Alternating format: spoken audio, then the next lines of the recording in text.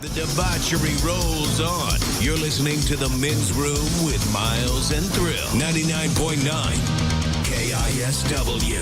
Hello, Patrols. Away we go. Welcome to the 21st Amendment season, episode number 4502.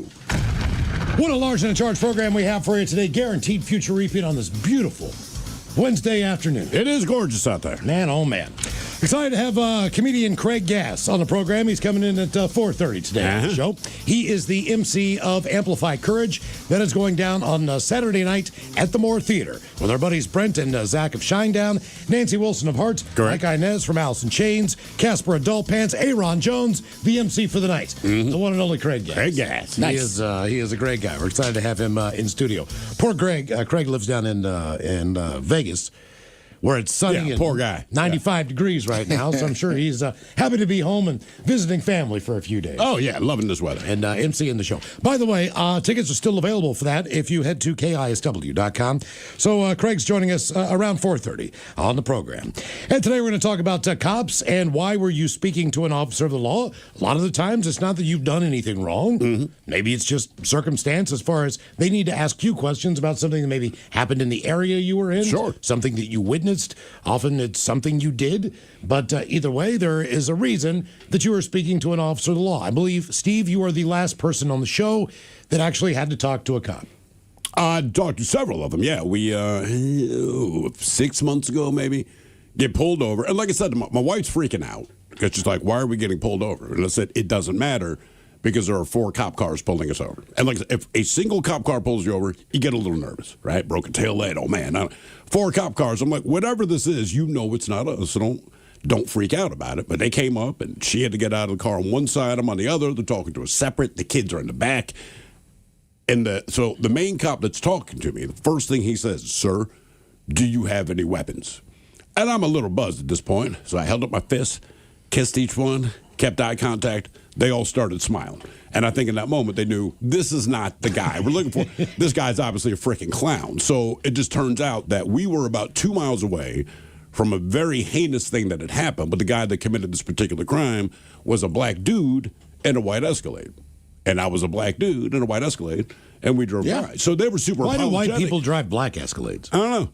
But I told him, I said, look, man, I said, if you didn't pull me over, you're not doing your freaking job. If they told you the description's a black dude in a white Escalade, and then a black dude goes by you in a white Escalade, of course you pulled me over. So it didn't take that long. But when they explained what the crime was, I was like, that is horrible. I'm not even going to repeat it here. I'm like, that is terrible.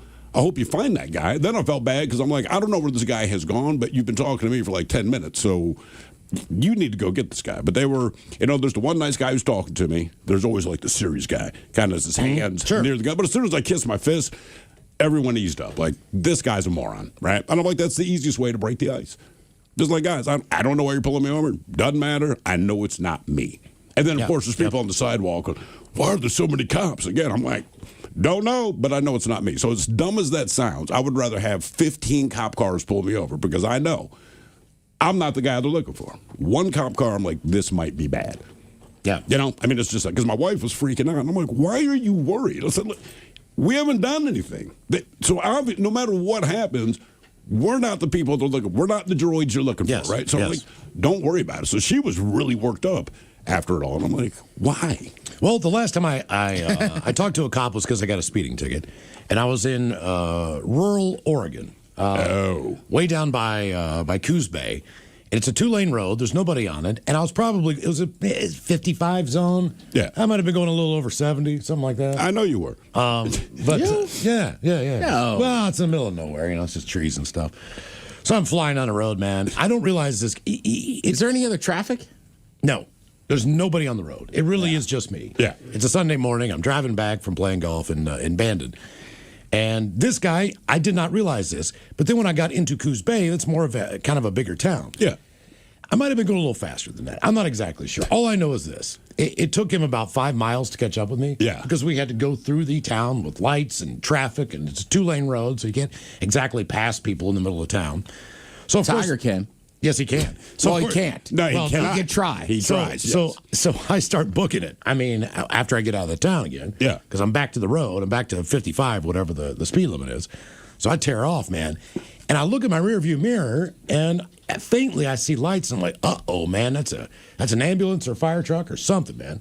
I'm like, no, it's a cop. And he's coming in on me, man. And he drove up to my back about 2 feet away from my car. I mean, 2 feet away from my car. So now, it is a rural area. I am still trying to find a place to pull over. Yeah. There's just not one. You know, it's basically just the side of the road's, it's a berm. That's it. So I go another probably half mile or so, which seemed like 10 minutes. Of course, when they're right on your ass. Exactly. Like, I'm like, why can I not find just even a little road to pull off into? But I could not. So the guy, I mean, he storms out of that car at me. Like he is going to kill me. And I rolled down the window and he goes, do you have any idea, man, where I gunned you? And I was like, no. He's like, it's like 6 miles away, man. Right. He's like, that's when I got you on radar. 6 miles away. He's like, what are you doing? I'm like, dude, I got to drive back to Seattle. It's like a 7.5, 8 hour drive. I was just trying to make up some time, man. He's like, please, Jesus Christ, man. He's like, you know I need to write you a ticket. I'm like, it's fine, not a big deal. You know, like just take the ticket. Yeah, I'm going to take the ticket. I was like, can I just pay for it right here? Which would be more than convenient. They don't let you though. Right? I would prefer that. I mean, just like if they had like one of those things that the waiter carries. If they had like a square, you know what I mean? I got a credit card. I will pay my due. Just be done with it. I just want to get it over with. I don't want to. I'm with you. I don't know, but you can't. No, you can't. I don't know why. I think it'd even be convenient for cops. Yes. You know, like if they just had the square, like, look, man, if you can pay it later if you want, but if you just want to pay for it now, just get it done, right? And then get it over with. But he was actually very nice to me. He's like, just please, man, slow down. I'm like, okay, all right, no worries. Did you? I mean, when I got to I-5, I was me again. Right. I mean, that, what is it, Willamette Valley? It's just straight. It's just a straight road. I mean, for miles until you get to till you get to Eugene. Willamette. Yeah, Willamette. Rhymes with damn it. Right, Willamette. Willamette. Yeah, They told us 1,000 times that Ducks game. Yeah, it's a straight stretch of road, man. You just basically just haul ass. There's nothing to see until you get to In-N-Out Burger, which I believe is in Salem.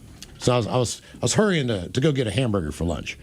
That's what I also told the guys. Like, man, I just want to get to In-N-Out Burger, get back to Seattle. You've been in a hurry as long as I've known you. Yeah. Always in a hurry. I'm hungry. Always hungry. Yeah, like you don't have to make an excuse to drive fast. But the time that I thought I was really going to get in trouble, I was about 20 years old. This was the big house that I lived in with like 7 or 8 other guys. We decided within a 3-week period that our house kind of looked barren. Yeah. It didn't really look like a party house. We had no artwork. We didn't have any money for that or whatever. So we made it a point to go out and get a select number of signs. Now, for the most part, where we went to get these signs, it really wouldn't have affected traffic so much. We had some streets. So much, you know. You know, we had some street signs, which that might have been confusing to, some delivery drivers. Yeah, maybe. Other people. But it wasn't like we had a children's crossing sign or anything like that. We had the one speed limit. School zone. Yeah, the one speed limit sign I had was like 15 miles an hour. We had the deer in the area. Mm-hmm. You know, look, man, you can look at the sign and go, oh, deer are here. That doesn't mean a deer ain't going to jump out in the middle of the road. And exactly. Like, you can't, you got to slow down because you think a deer is going to jump out. So we had that kind of stuff. And the sign that we took with the deer, it had a bunch of bullet holes in it. Because everyone shoots at that. Because if people are just, getting their scopes ready and everything before they go out. So like, all right, man, let me line this thing up.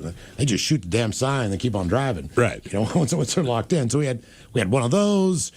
We had a bunch of other signs from downtown. But the problem is we threw this party and it was just a cop coming over to check on the noise. Where we were was just a bunch of students. Yeah. I don't think anyone complained. I just think that they could hear this party going on. For sure. So they come to our house. They're like, "Hey, man, you guys just..." And we had the speakers outside. We had the three speaker towers. Yeah. Like with the bass, the mid, and the highs that were all in one big cabinet. So we had 2 of those outside. I think the stereo was on the porch at that point in time. We had a keg in the front yard and in a bucket. It was a party. The cop shows up, and he knocks on the screen door, even though everybody's outside. I'm like, all right. He's like, who's the owner? And so I was part of the ownership, or renter, or whatever. I'm inside. So I answered the door. I was like, hey, man, come on in. First thing I noticed, of course, is my buddy had a 6-foot bong. Now, this was one of those bongs where you cannot light it on your own. This is a party bong, man. Yeah. I mean, you have to have someone else light it for you, even if you have one of those stick lighters that you light a fireplace with. Yeah. Never could have reached this thing. It is standing up in the middle of the living room. First and foremost, weed is illegal in West Virginia. It still is to this day. Of course. I'm not even sure if they have medical marijuana. And he's like, he looks and he's like, God damn, that's a big bong. And I was like, man, you don't want to hit that thing, man. I said, it'll just knock you on your ass. So he didn't ask if we had any weed. He's like, man. He knows you have weed. If you got a 6-foot bong, you count there's weed. It's a college town. He's dealt with worse. So he sees all the signs. He's like, damn it, man. He's like, you know we're going to have to come and get these signs. And I'm like, he's like, do you know that this is probably a felony based on the number of signs? So now he's got to go through the house. Right. He's got to look at every room. Thinks one of my buddies was hooking up at the time, knock on the door. They had to get dressed, open the door. He's got 2 signs in his bedroom. I had like 2 or 3 signs in mine. The funniest part about this whole story is when I had the door closed to my bedroom, and at the time, I don't know why I had this, but it was just college days. I had about a 5 to 6 foot inflatable Godzilla. Of course. All right? In my bedroom. It's dark. He opens the door. He sees this thing. I see him go for his gun. He's going to shoot the inflatable Godzilla. What the F is that? Godzilla. So I turned on the lights. Like, yeah, I've got 3 signs in my room. By the time it's all said and done, we have probably 10 to 15 street signs in our apartment. And he's like, man, this is almost a felony. He's like, you don't understand the value of these signs. He's like, I'm going to have somebody here tomorrow morning at 8 a.m. They're coming to collect these signs, get them all off your walls. He'll be here in the morning. So they sent a basic Department of Transportation truck. Yeah. The kind with the orange lights. All right. So this guy comes. He's like, Jesus Christ, fellas. He was just like, I cannot believe you have all these signs, because it was his job to replace each and every one of them. Right. So, I mean, he's just annoyed. It's one dude. That's all it is. One dude, one crew who does this. Yeah. Basically, the city and the county. And he's the guy. So he's like, man, I wondered, and one of them, he's like, how did you guys get up that high? And I'm like, my buddy Brett's a climber, man. He can scale anything. He's like Spider-Man, man. So he got up there with the wrench and took that thing down. He's like, how did he lower it? He's like, that thing weighs like 30 pounds. I'm like, dude, he's strong. He can pull himself up with one arm. Right. He went up there, did it with a wrench, grabbed it, brought it down. He's like, to be honest with you, we couldn't even close the trunk. We could barely get this thing in the car. Because it was so big, it couldn't get in the back door. Like the signs are massive. You just don't realize. You don't realize until you physically see that thing. Right. So basically, we had put the back seat, one of the back seats down through the trunk, and pushed it through that way, but the trunk still wouldn't close. So I know for a fact we took a piece of string and tied the trunk closed, or used a bungee cord or whatever it was for that one. But that guy he's like, man, he's like, you don't understand. He's like, you lose a sign occasionally. You need to replace a sign occasionally if something changes. He's like, but in my lifetime, he's like, in the past 3 weeks, he's like, I've never had to go out and replace 15 signs before ever. Right. He's like, so I knew something was up. And we were like, man, we would have still had him if we hadn't had this party and the cop didn't come. And, he did not arrest us. He did not fine us. It was not worth it. It was almost to the point where it could have been a felony based on the amount of the value of those signs and the amount to replace them. That's the difference. So all that together was like, but he's like, look, man, I know you guys are kids. I'm going to let you go. The whole deal. That is why. He took his signs, took off. I mean, my heart was pounding because he was telling me all the things that could potentially happen if he felt or so chose to do so. Right. That's why. Be nice. So we were cool. We turned the music down. I mean, we were perfect after that because of course. We didn't know if he was coming back in the morning too. We didn't know who was coming to get these signs. We knew somebody was coming in the morning, so we were like, look, let's just keep the volume down. He knows we have a bong. I mean, they could come back if they wanted to and could try to see if we have any weed in the house. Like, he's already been through the entire house. Right. He knows everything in here. Like, every one of my roommates had a bong in their room. Of course. I mean, that was the party bong. Yeah. Yeah. But all of us had. Did you tell them that? Oh, this is just the party bong, man. We each have individual use. Individual, yeah. We break this. It's like a beer bong. Yeah. We had that in the front yard. You basically only break that out when you're having a kegger. Or if you're at a tailgate or whatever, but you don't just go home and start shotgunning. Be bold at a tailgate. Shotgun a beer. 6-foot bong. Well, no, I'm talking about that, a beer bong. Oh, the beer bong, yeah. You know what I'm saying? Like, we had, that we were 20. That's the other part of this. So you're underage drinking. We're underage drinking at the same time. But it's a college party. Right, you just they give you leeway. I mean, even when I lived in Baltimore, right? We lived in a row house, but it was basically like a frat house. There were 6 of us in there. Yeah. And every time we threw a party, basically we just knew the routine. Cop would come by and he'd be like, "This is 1." Exactly. Don't make Basically, come it was back. 3. So he'd come by the second time and he'd be like, "This is 2. If I come by again, I'm going inside. We're going to have problems." Right. So that was kind of our rule. And when he'd come by the second time, whoever the cop was, we'd kick everybody out. Yeah, they were pretty cool. I will Yeah. give them that in Baltimore, man. They were bad in a lot of ways, but when it came to parties, it's just like, dude, do not make me come back. And I will also say, growing up in PG County, so my sister, for a couple years, went to like a very fancy school in Montgomery County. So after prom or something, she's going to have people over, right? My parents have been like, "All right, you're going to have a little party." So the school found out who was having parties. Her school. They called Montgomery County cops, and they went and busted all these parties. all right. They called the PG County cops. They basically were like, "Yeah, we don't give a crap. Is she murdering someone? We got real crime in this man. county." Yeah. Just hung up on it. People here are poor. Leave us alone. Why were you speaking to an officer of the law? 206-803-ROCK.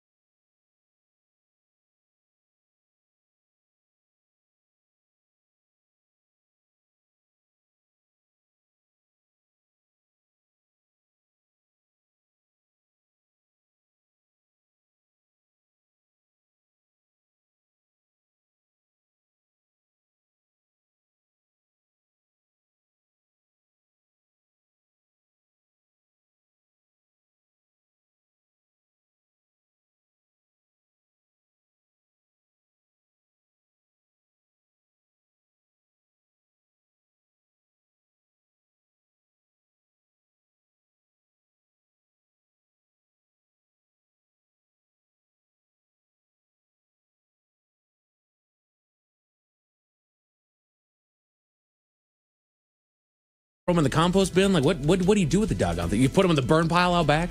You can, but you might start a brush fire. Yeah, right. Seriously. Honestly, most people, you just pull them out of your garage and just let the wind blow them away again. Let someone else do. Actually, my mother, I'm not making this up. So we moved away from Colorado in 1978 or 1979. She still has this one tumbleweed that she has moved for the last, 45, 50 years or whatever it is. Because it was a massive one that blew to the house. And when we left Colorado, we didn't live anywhere where tumbleweeds were a thing. Right. So if you visit their house, and oddly enough, now they live in New Mexico, there's tumbleweeds every goddamn where. But if you go to their house, there's this tumbleweed that's like 50 years old. That she's like, it gets smaller every time they move because they're so brittle. Sure. But still has it. I got unreasonably excited the first time I ever saw one. 'Cause, I grew out here in Western Washington. We don't get them out I'm here with at you. all. Handful of trips out there out on 90. It's like, oh, there's one. And, you blast one with your car. It just feels great. It does. It really does. Boxing training was found to have slashed blood pressure in young adults with early hypertension. Well, as long as you're training and not getting punched in the head. Yeah, no kidding. I mean, you can Training is different than boxing. Yeah, hit a body bag and a speed bag all you want. Do jump ropes, do all that stuff. Just don't get punched in the face. I think, Ted, you put it best when you said, yeah, but the punching bag doesn't punch back. Correct. Right. Bag work's great. I mean, trust me. Last time I did bag work, I was puking. I win every time. Yeah. I do like a speed bag though. Yeah, speed bag's a little tougher, but also there's a lot of boxing gyms too that just run fitness classes where you'll learn to throw a punch. Sure. Yeah. But you don't have to spar. You don't have to do any of that crap, and it's a serious workout. Right. I believe it's that. the exercise, the workout that goes with fighting, which is an incredible cardio workout. It's I fantastic. mean, think about what those guys do. There's MMA, boxing, right? 3 minutes at a time in boxing. What is it, 5 minutes MMA? 5 minutes MMA. Right. I mean, Not even when you're engaging with your opponent. Just the fact that you're bouncing around the ring for that long. Like, just try that at home. Absolutely. You're not going to do it. The simplest way is try to jump rope for 3 minutes, stop for a minute, And then do it again. do it again for 3 minutes. 12 times. Try to do that 12 times. Right. Man, Sounds impossible. I did the P90X. Remember when that was the whole Yeah. fad? I bought that and I got that. My favorite day was Kenpo.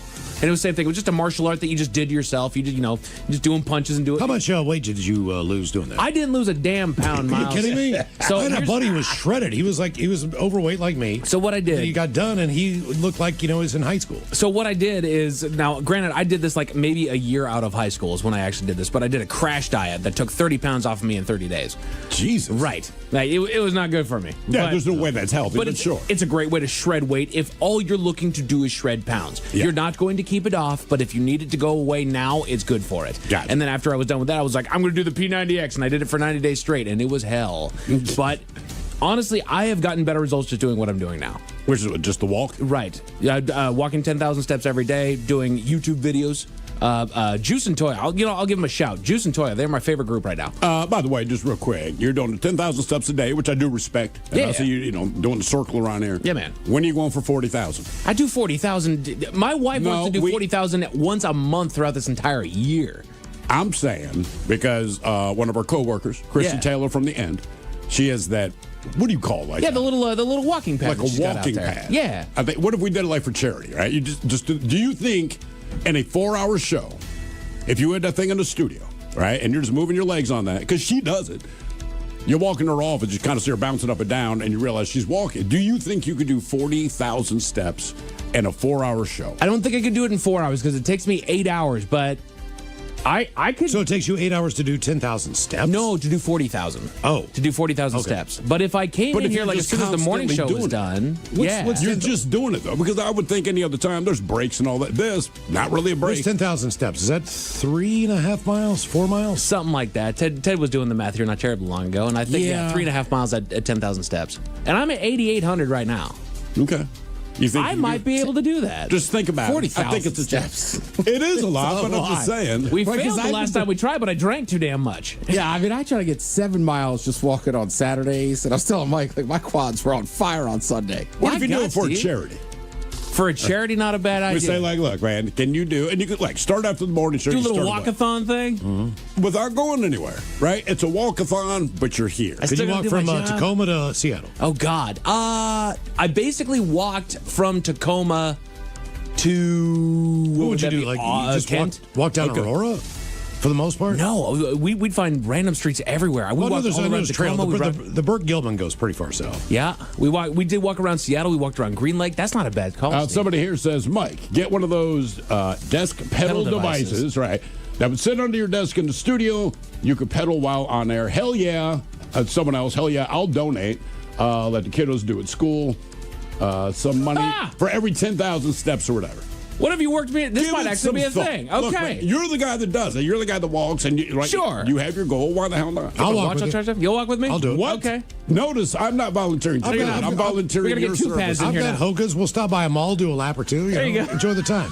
Go down to South Center, Okay. a couple laps. You know what? I'll do this. We'll work out the Keep semantics. it in We'll set mind. this up. Keep it in mind. I'll do 40,000 steps on the air. There Let's you go, get this man. thing done. Okay. Where are you? Federal phone it way. in. Federal way. The people on YouTube, they're behind it, man. Okay. They're behind it. Okay, I'm You in. can still talk because you're walking. Yeah. Right. Yeah, I'll just have the pad here. I could probably just. I could be like that. I could be like that annoying guy on the meetings now. That's just he's just doing steps every day while he's on here. Like I said, if you talk to Christy Taylor, right? When Yeah. we do In Action News, we do it Wednesdays after the show. Yeah. She's always here. You go to her office, and she's talking to you, but she's just walking behind her desk. It's actually really weird to look at. But All right. I'm just saying. If me she talk to can do you it, guys you and can see do what it. we Inspired get by done. Mike. True enough. Yeah. You know what? I did inspire There to you get go. that thing. There you go. Okay, I'm in. Maybe we can get her involved. Let's Maybe do we'll it. see if the end will do it as well. Yeah. Like, look, if you're going to do it and he's going to do it, let's make it a thing. Everybody put the 40K out there. Yeah, not everybody. Steve, I'm going to get you to. If I get 40,000 steps, maybe you do it. 40,000 40,000 steps, and then you get in here and you do it one of these days. Think about it. Mull it over. If you hit 40,000, I will attempt it at a later date. Okay. To do the same. All right? I'll make that deal with him. You get 40,000 steps, I will be so mad at you and hate you, but I will do it. All right. A new bankruptcy survey suggests that most Americans are just 3 months away from financial collapse. Great.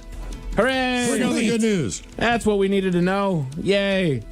40,000 steps. Financial collapse. Put your thinking caps on, Jess. Hey, look, more time to exercise if you don't have a job again. That's a fact. There you go. You know what? That's Do all it I'm for going to do charity. when I lose mine. I'm just going to go to the gym every day. Try to get the yah-yahs out. Put your thinking caps on, Jen. Time for the Merriam-Webster word of the day. Unfortunately, I give you guys about a 10% chance of success on this one. If you get close enough, you get close enough. So, this is a noun brought to you by the letter G. Kind of has more of a J sound, but it is of or relating to people who have high social status. Can be used as somewhat old-fashioned synonym of aristocratic.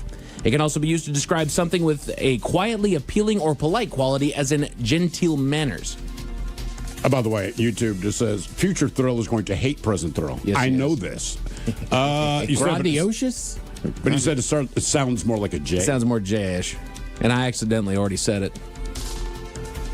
Grandioses? Genteel. Is Genteel. Genteel. Yeah. I don't know that I think of that as like a word to describe rich people. It sounds like an insult. It's a genteel little fellow. Gentile would be more of an insult. Genteel. You got money. Yeah, this is too Really? It's genteel. Yes. Because he's right. Gentile, I-L-E, is a different word than Somebody genteel. called me genteel. I'd be like, Put your dukes up, man. Don't say what you were going to say. it's supposed to be like F you. Oh, Lordy. And What do you mean genteel? F you, bitch. Call me rich. a new study found that the Earth was formed largely from inner solar system material. What else did they think it freaking was? I thought they knew that. Right? Well, they they just said, like- figured out that an asteroid has all the spores of life. Right. Comets for the most part, yeah. And asteroids as well. I thought they already knew. They always said, like, I'm telling you, that's where we got the octopus. most of the planets, it's all, with gravity and like- giant rock crashing together. Right. You, like, where else did you think it wasn't came the- from? But I say that all the time. It was just one specific one, I think.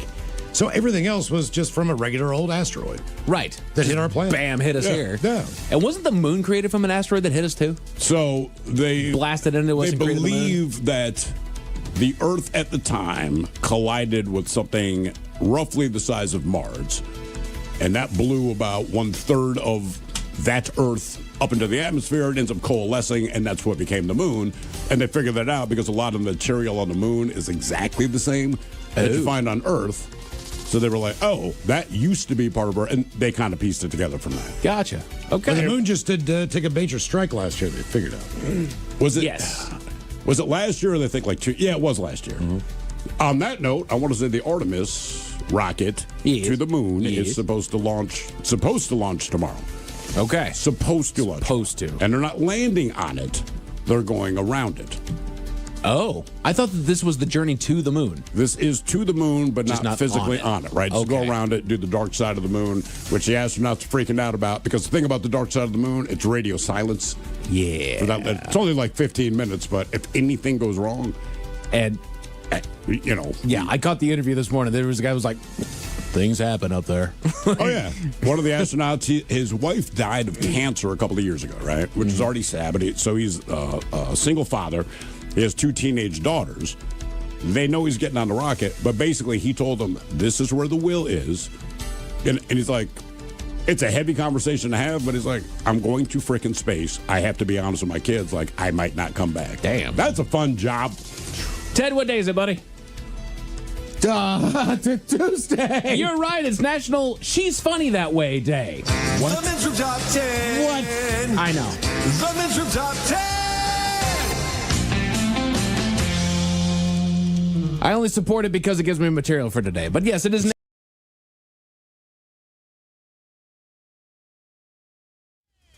Mighty 99.9 KISW and KISW HD1 Seattle. Always live on the free Odyssey app. From the Pinky's Plumbing Studio, you're in the men's room. Text the guys at 206-803-ROCK. Talking about talking to the cops, there's a guy here in Washington who has just been arrested for the 98th time. I mean, come on, man. This time, he led officers on a high-speed chase after stealing thousands of dollars worth of merchandise from several stores in the past week. Now, the cops called off the chase due to the extremely reckless behavior of the driver. But they did track him down a while later, and they did apprehend him. Police found a bunch of stolen merchandise and drugs while searching his truck. And get this, they also saw a custom bong device built into the dash. so he could comfortably smoke some weed while driving. Oh. The driver is a 4-time convicted felon. He has 27 misdemeanor convictions across those 97 prior arrests. Now he's facing charges of DUI, eluding police, and possession of narcotics. I like that he has his bong built into the steering wheel. I need to see this Bro, apparatus. I know. Come on. I've man. seen it one time in a golf bag. Okay. It was kind of like, you've seen the tubes that you put in, Ted, to basically put your clubs in? Yeah. He had one of those and just converted it into a bong and had the hit coming out of the bowl coming out of the bag. I've seen the club that looks like a driver. Yeah. But it's a little bit thicker in there. And then you open the little spout on the driver and kind of pump it, and it puts out whatever you filled it up with. Yeah. Good times. Why were you speaking to an officer of the law? 206-803-ROCK. Bong built in his car. Yeah. Keep in mind, he's been arrested 98 times. Are we shocked? Hello, Adam. Welcome to the men's room. Hola, bitches. Hola. So, one of my first memories, or at least adult memories, was we had just moved back to California in the Bay Area. This was before weed was decriminalized, and our entire apartment, brand new, first night in it, smoke everywhere. You couldn't see through it, and there's a knock at the door, and it was the cops. And they were asking for someone named Jose Garcia, who we'd never heard this name. So, of course, I had opened the door. I'm not going to say no to a cop, but I'm staring at this guy, and I'm trying to convince him that person doesn't live here. Now, as an adult looking back, I'm pretty sure they knew that we weren't harboring a criminal fugitive, or we would not have opened the door. He might have been, that is a good point. He might have been the previous tenant if you just moved in. That's probably the case. 100%. After the fact, yeah. And I know cops might think, oh, maybe you're lying. Maybe he's hiding in the back. But like I said, we opened the door, smoke pouring out. Like, yes, officer?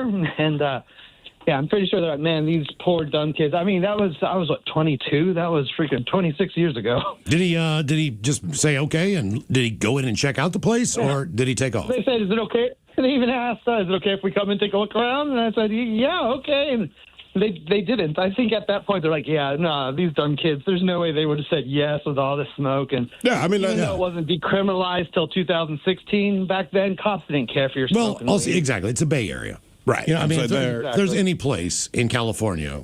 Now, if you're in San Diego, let me confiscate your might be bike different. if you're on the street, but that's about it. I mean, even when it wasn't legal here, cops didn't care much. No. You're smoking a joint. I just remember one cop looking at me once as I was smoking a joint outside of the bar. I said, bro, just do me a favor and put it out. That was it. Like, he was just annoyed that I'm smoking weed outside. So I was like, all right. And that was it. It was a whole conversation. I'm like, that's cool. Well, in Baltimore, they would have arrested you. At the first Fremont Solstice Parade I ever went to, I noticed that people had open containers. Yeah. So I was like, the hell with it, man. I can walk right up here and go grab a couple beers and bring them down here. And I'm drinking a tall boy. And this cop comes up and he goes, and I was smoking a joint with my buddy. And he goes, hey, you can't have an open container. Right. They don't care about the illegal weed. Right. You can't have the we open were passing container. a bowl around. And he's like, no. He's like, just put it in a cup. And I was like, I can do that. Right. That's the conversation we're having. I live right here, man. I can do that, no problem. I mean, that's the brown bag with the 40. Right. Everyone knows the what's cops in it. know that guy know. sitting there. I mean, not as much here, but on the East Coast, like you're sitting out there drinking. What do they tell you at the tailgate? Can you just put it in a red cup? Put it in a cup. Put it in a cup. Or at least put a koozie on it. And no one drinks a Coca-Cola out of a red cup. It's like the Crown Royal bag. You know that nothing, you know what's in there. Right. Nothing legal is in your Crown Royal bag. Exactly. Kind of ironic. You're the one person well, today you're not doing it, but you were pretty strict for a while about having your soda on ice. We don't really have any ice. All right. Yeah, we don't have any. Maybe I can make ice in the freezer. I did it last weekend. You made ice? Well, I don't generally have ice, but I still have a bag in there from when my mom was in town. But I was having a soda, and I was like, I'm going to put it over ice. So much better, wasn't it? Honestly, it was. Yeah, I'm telling you. It felt more special. Yeah, it is. It is. Yeah. And I use red cups or green cups just all the time. I just like them. Yeah, I know you do. Why were you speaking to an officer of the law? 206-803-ROCK. I also need to buy more, as I've bought them since Christmas, because they're green. Well, you have green cups now. Correct. Okay. But I'm like, why do I have green ones? Like, I must have bought them at Christmas. That does look weird. Like, if it's not a red cup, you're like, the hell kind of cup is that? Like, it's still a plastic cup. It's just not red. Right. If you go to a tailgate, like if you go to a Husky tailgate, people have gold ones or purple ones. Sure, understood. But outside the holidays, I just have weird green ones. Hello, Peter. Welcome to the men's room. Oh, Hola, bitches. Hola. Nice. Hey, so my thing happened actually in one of you guys' events. It was a pain in the grass at the White River Amphitheater. Me and my buddy Jacob just got done with a major session on our vape pens. We're heading over to the beer garden to get some beverages, some beers, and it was kind of full. So we took a spot next to these lovely people, good-looking people with women and wives, I'm guessing, and we all get to talking and stuff, and they kind of setting us up, and they're like, hey, so did you ever run into cops when you were in high school or anything like that?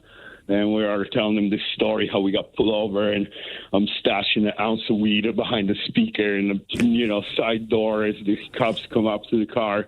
It actually happened. We got lucky. We didn't get busted. Anyways, and they go, so did they have the badges like these? And they pull out their wallets with badges in them. And as you can imagine, we are, pretty lit up. So we're like, whoa. And they're like, chill, we're just messing with you. We just wanted to see you guys' reaction. And they were actually super cool and came out to, listen to music and hang out with the radio station and everything. But, yeah, it was really cool. And you should have seen our faces when you pulled that wallet out. Right? We were telling them that story. We were like, wow. Yeah, it's not the story you want to share. Yeah. Like, oh. We really don't. They knew we were high and they were totally messing with us. It was epic. We've never really had an incident at any of our events in 21 years. We did have one in Baltimore. We had a coworker get arrested. Well, yeah, that's true. He's an idiot. Had a pain in the grass. Our coworker was arrested? Yeah. I don't remember. I don't remember that either. I know you're trying to be subtle. You know who it is. I mean, Mike wouldn't know. Hang on, ready? Is it who I'm assuming it is? Yes. Okay. What did they do insane. to get arrested? So we were like backstage and people had red cups. So I believe first it's exactly of course. All right. So I believe first he went upstairs with a red cup, which obviously at White River, they don't sell anything in red cups. Correct. Okay. Right? So that's kind of a first. And then, I don't know, the cops, something else happened, but I know he got arrested. He got arrested. Well, they put him in cuffs and put him in like the little jail at White River. White River has a jail. There's an area they can put you in cuffs and hold you. Okay. So, and then I want to say either Castle or Hair Club had to go in there and basically be like, please let him go. Are you kidding me? You guys don't remember. I do not remember that. He get arrested at your own damn event. It was, yeah. I mean, he's an idiot, but still, like, I didn't know he was. Was he that running his stupid. mouth to the cop?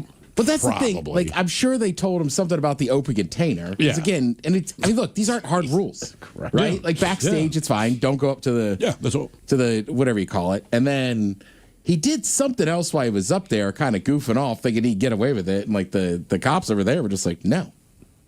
That dude is stupid. God, he's stupid. We had the SWAT team from Baltimore go to one of our events because Steve got on a megaphone and started screaming into it.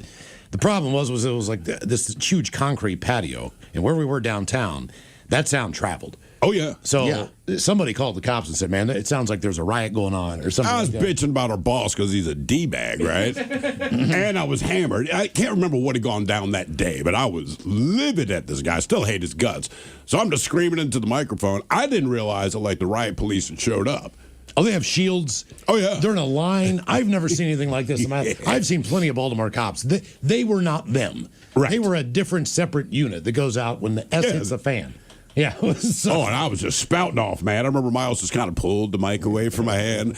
They kind of pointed, and I'm like, oh, damn. All right. They're like, why are they here? Like, they're here for you. Like, exactly. I didn't know that. My bad, fellas. And again, they pieced together, I'm just some idiot. They left, but I did not notice them show up until Miles kind of grabbed the mic. And I was early on in my dating of my current wife. Oh, yeah? Yeah. She was really like, impressed. That's great stuff. Actually, we did an event. We should get married. It was like at a pool hall or something. I don't remember, but it's a brother wearing a suit. And when he turned around, I saw like the badge clipped on his belt. And he looks at me and he says, "Are you Stephen Hill?" And I said, "No." And I started to walk away. And he's like, "Hey, first of all, I'm from the goddamn FBI." I'm like, "Yeah, I don't know who you're talking about." He's like, "God, I'm a fan of the show." I'm like, oh, okay, yeah, cool. He's like, "You seriously are going to lie to an FBI agent?" I said, we both know I was because I just did, man. I said, "Look, I don't know who you were, but when you got a badge and you're wearing a suit That I don't know. To me, That means that you had an idea of why someone should be coming after you. Something's in the back of your head going like, there might be a reason. it's the way he said it. You know, like he's FBI, so I know they're a serious group, but just the way he said, "Are you Stephen Hill?" Right? There's no smile or anything on his face. So I was like, "I'm not, man," and turned around to leave. And he's like, "Oh my God, dude!" He's like, "I'm an FBI agent. Do not lie to me, and I'm a fan." And I'm like, you know, it's nice to meet you, bro. Nice meeting you. Thank you. It's just like Jesus Christ. Why were you speaking to an officer of the law? 206-803-ROCK. Hello, Ian. Welcome to the men's room. Hola, bichola. Happy 4,502nd show, guys. Oh, thank you very Really much. appreciate that. First time we've heard that today. Yeah. That is true. That is the first time we've heard that today. Oh, good. I'm glad I could bring joy to your guys' spaces. I appreciate it. So I got arrested I mistakenly got arrested for attempted grand theft auto. You mistakenly got arrested. How did you mistakenly get arrested? Well, little backstory. My dad used to import vehicles from Canada. He was a registered importer, and he used to do it for small dealerships in Whatcom County, and there was one in Blaine that he did it for. And part of the process is we needed to change out the speedometer from kilometers to miles if you were to sell it in the United States. That was my job. So I was there on a Sunday in Blaine at this small car dealership, cars on the front row. My best buddy's in the passenger seat. I have a key to a car that the owner left for me to do it.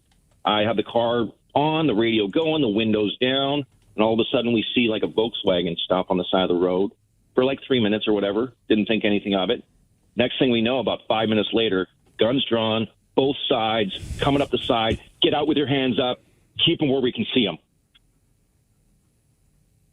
Turn the car off, got out, backed all the way back up to the back end of the car, put us down on our knees. I threw the key. They cuffed us and put us both in separate cop cars. Now, did you have any idea why this was happening? Not at the time. They went ahead and got a call that there was suspicious activity and somebody was in a car and it looked like they were tearing it apart. The windows were open. And, so we got cuffed, each one of us, put in separate cop cars and had to tell them why. And were you at the dealership, or were you just on a random parking lot or something? No, it was at a dealership. It was a small pot lot, so it only had 25 cars or something on it, but a used car lot. And I told the guys, I said, call the number on the sign over there, talk to Don. He'll tell you that I'm okay. They asked me my name, date of birth, all that kind of stuff.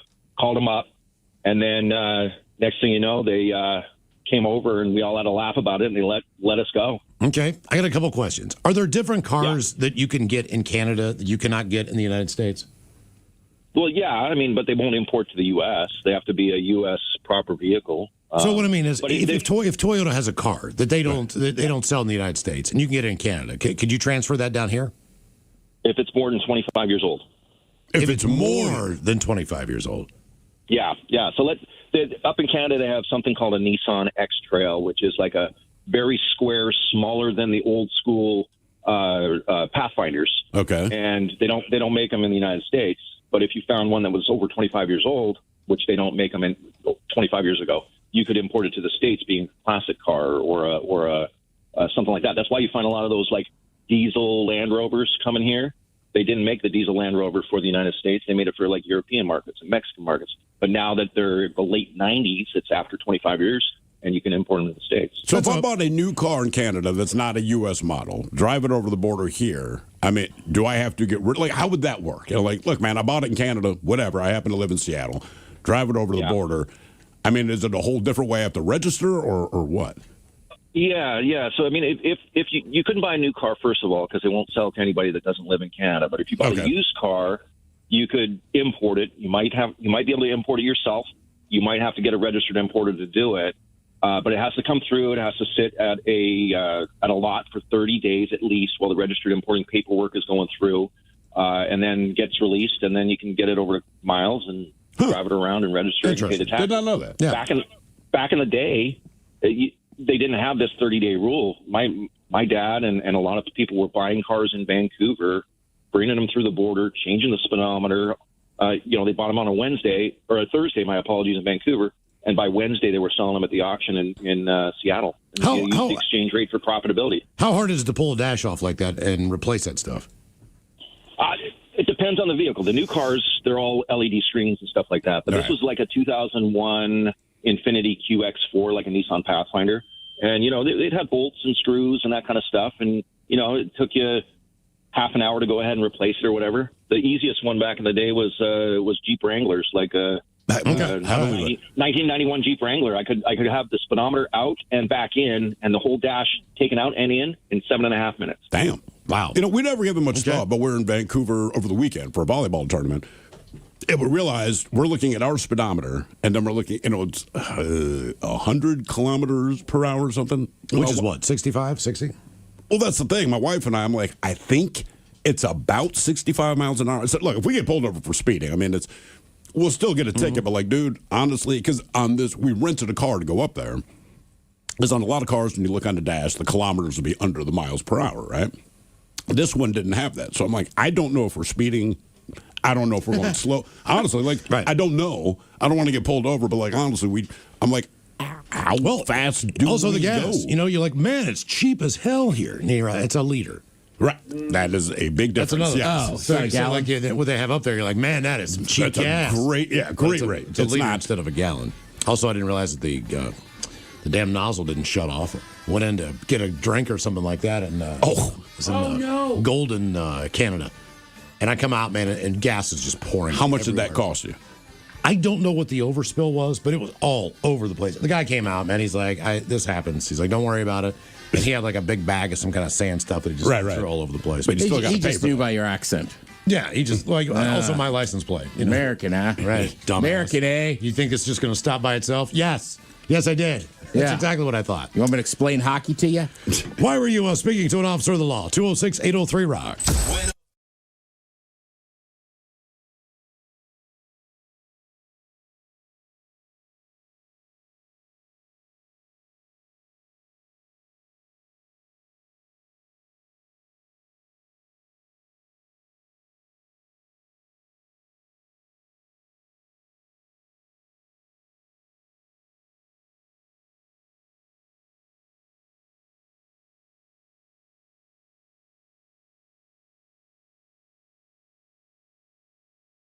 Right. All those things.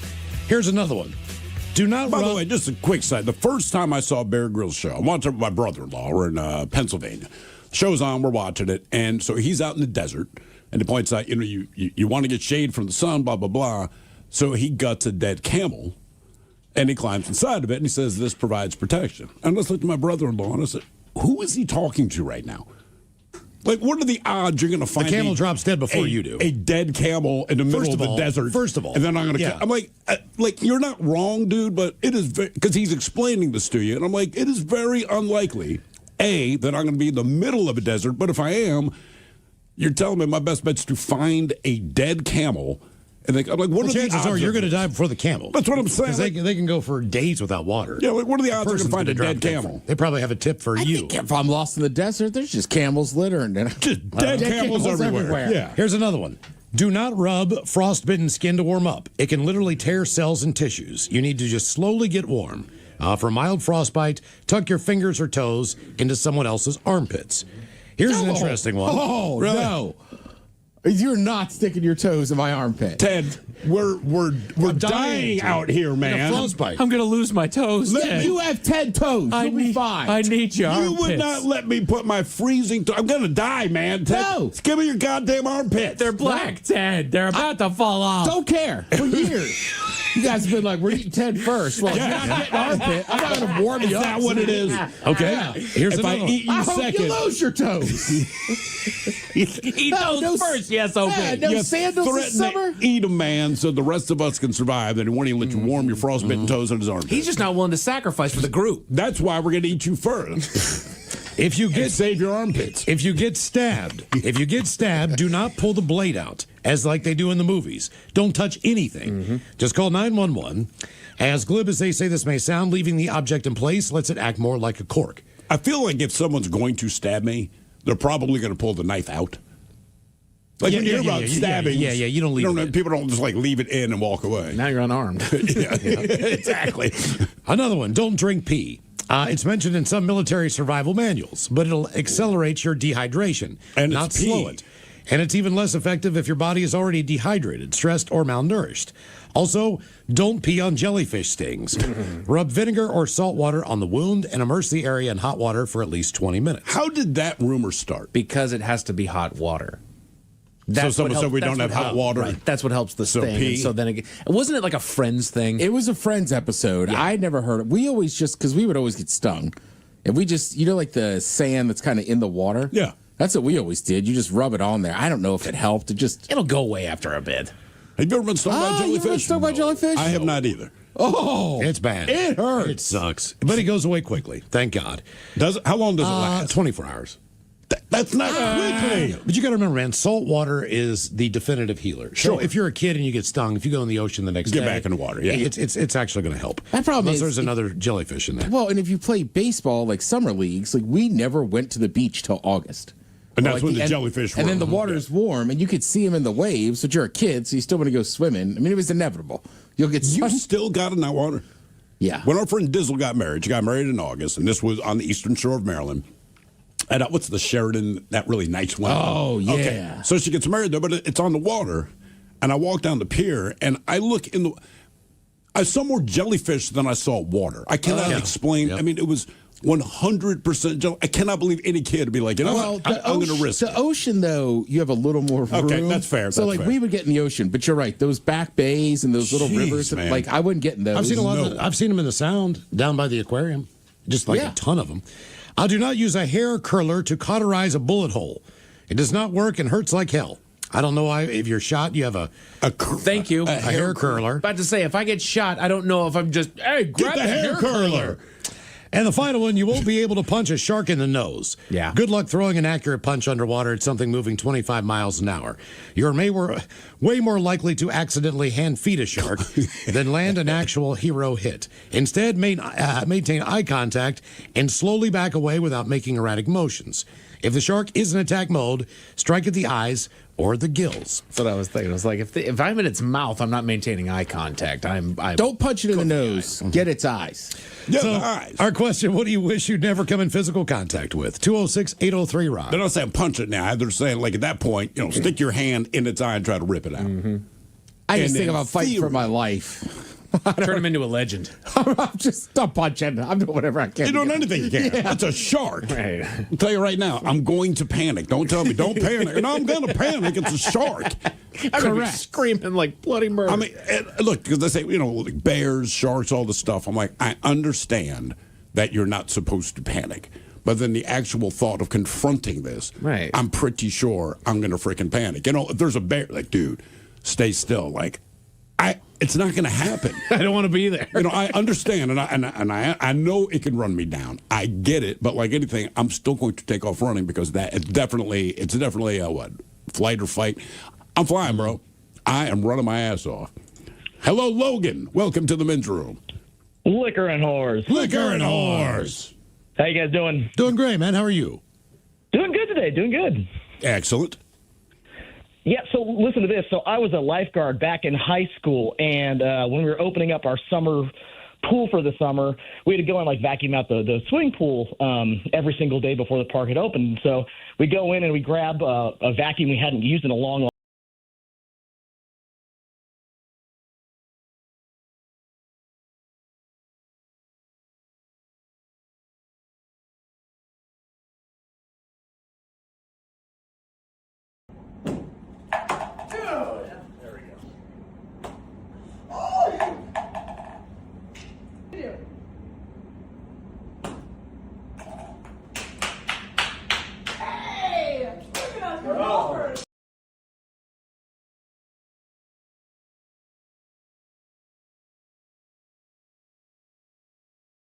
old vacuums, you had to prime the tubing before you could start sucking up the crud off the bottom of the swimming pool. What is the crud at the bottom of the swimming pool? Just like leaves that have blown in on it overnight, dirt that's in the wind, trash, bugs, stuff like that, just to make it look like there's not black specks all over the place. It's more of a cosmetic thing. All right. And so we go to go to start pumping we go to start vacuuming at the bottom of the pool, and so we have to use an old vacuum that's got a really long hose that we haven't used in a long time. And so the fastest way to prime the tubing is to hop in the water and force feed it right in front of your face, just kind of down towards the deep end. And so I hop in the pool, and my friend throws me the tubing to start priming, and so I start forcing the tube down towards the deep end. And so the farther we go, it's probably about 50 feet long. I'm like, man, this whole thing smells kind of funny. Like, and we just kind of thought like there was some stagnant water that kind of got settled in it while it sat around during the off season. And so right before I get to the very end of the tube, which is literally right in front of my face, because I'm in the deep end of the pool at this point in time, I hear this like shooting sound, kind of like a torpedo, and these two dead mice shoot out the end. They shoot out the end of the pipe in front of my face, and they hit me in the forehead. I've never swam so far, so fast to get away from that stink and the mice in my life. Oh, it was God. so disgusting to have it happen. You got hit in the face. Sorry, man. That is super gross. So that's what the smell was then. That's what the smell was. Yeah, I couldn't tell that it was rotting mice flesh, but that's what it was. Okay. Yay. What do you wish you'd never come in physical contact with? 206-803-ROCK. He's right. Those vacuums sucked to get up and moving. The way that it worked is they had a big old pole that was on there, and then they had this big old square head on it, and there was a tube that attached to the top of the thing, and there was a hole in the bottom of that. And he's absolutely right. That was the way to get it going. You needed that entire hose to be full of water because it's it doesn't suck if it doesn't have water. That's just how the mechanics of it work. So yeah, the only way to do it was to try to prime it as much as you could, have somebody fire up the thing while you jump into the deep end and you shove that thing down as hard as you can to just try to get that water moving. Have they improved on that? Or is KISW. The shenanigans continue. This is the Men's Room with Miles and Thrill. 41-year-old man in Indiana named Randall Baker stole a Bud Light semi-truck from a liquor store on Friday afternoon. It's unclear if he had some kind of master plan or if he was just thirsty, but he refused to pull over when cops chased him down. So he led them on a chase before eventually hitting a sheriff's vehicle and then crashing into a field. Fortunately, no one was seriously injured. There's no word on how the beer is doing. Randall's blood alcohol level was 0.103, which is over the legal limit. Yeah. He was charged with attempted murder, auto theft, criminal recklessness, resisting arrest, reckless operation of a tractor trailer, and, of course, DWI. Yeah. Good times. Our question, why were you speaking to an officer of the law? 206-803-ROCK. Hello, Derek. Welcome to the Men's Room. Hola, gentlemen. Hola. So it was back in 2013 or so. I was at the bar with my best friend and his girlfriend, and we had been hanging out, having a good time. It comes closing time, and I'm by far the most appropriate to be driving. So I drove his girlfriend's vehicle home, and we eventually got to a point where it's a long, straight, no one's ahead of us. There's nothing. It's a 55. And I was like, it's a peppy little stick shift. So I started giving it the beans. And once we got up to about 80 miles an hour or so, I noticed about 500 feet ahead of us on the side of the road, tucked away, was a state trooper. And I panic slammed the brakes. And it's weather like this, mind you. Downshifted maybe one gear too many. And we ended up fishtailing and basically going past him sideways. Good look. That's a great look. All right. So you drifted past him. Managed to maintain control and obviously got pulled over. Cop walks up to the window all nonchalant, just like, you almost lost it there. I sure did, officer. I was like, yeah, and I vaguely gestured to the stick shift. I'm not so used to this. It's not my car. So he does the usual, license, registration, proof of insurance, and hand over my stuff. He pauses for a moment and said, sir, this is your medical marijuana card. That's my proof of insurance, sir. Yeah. Instead of proof of insurance.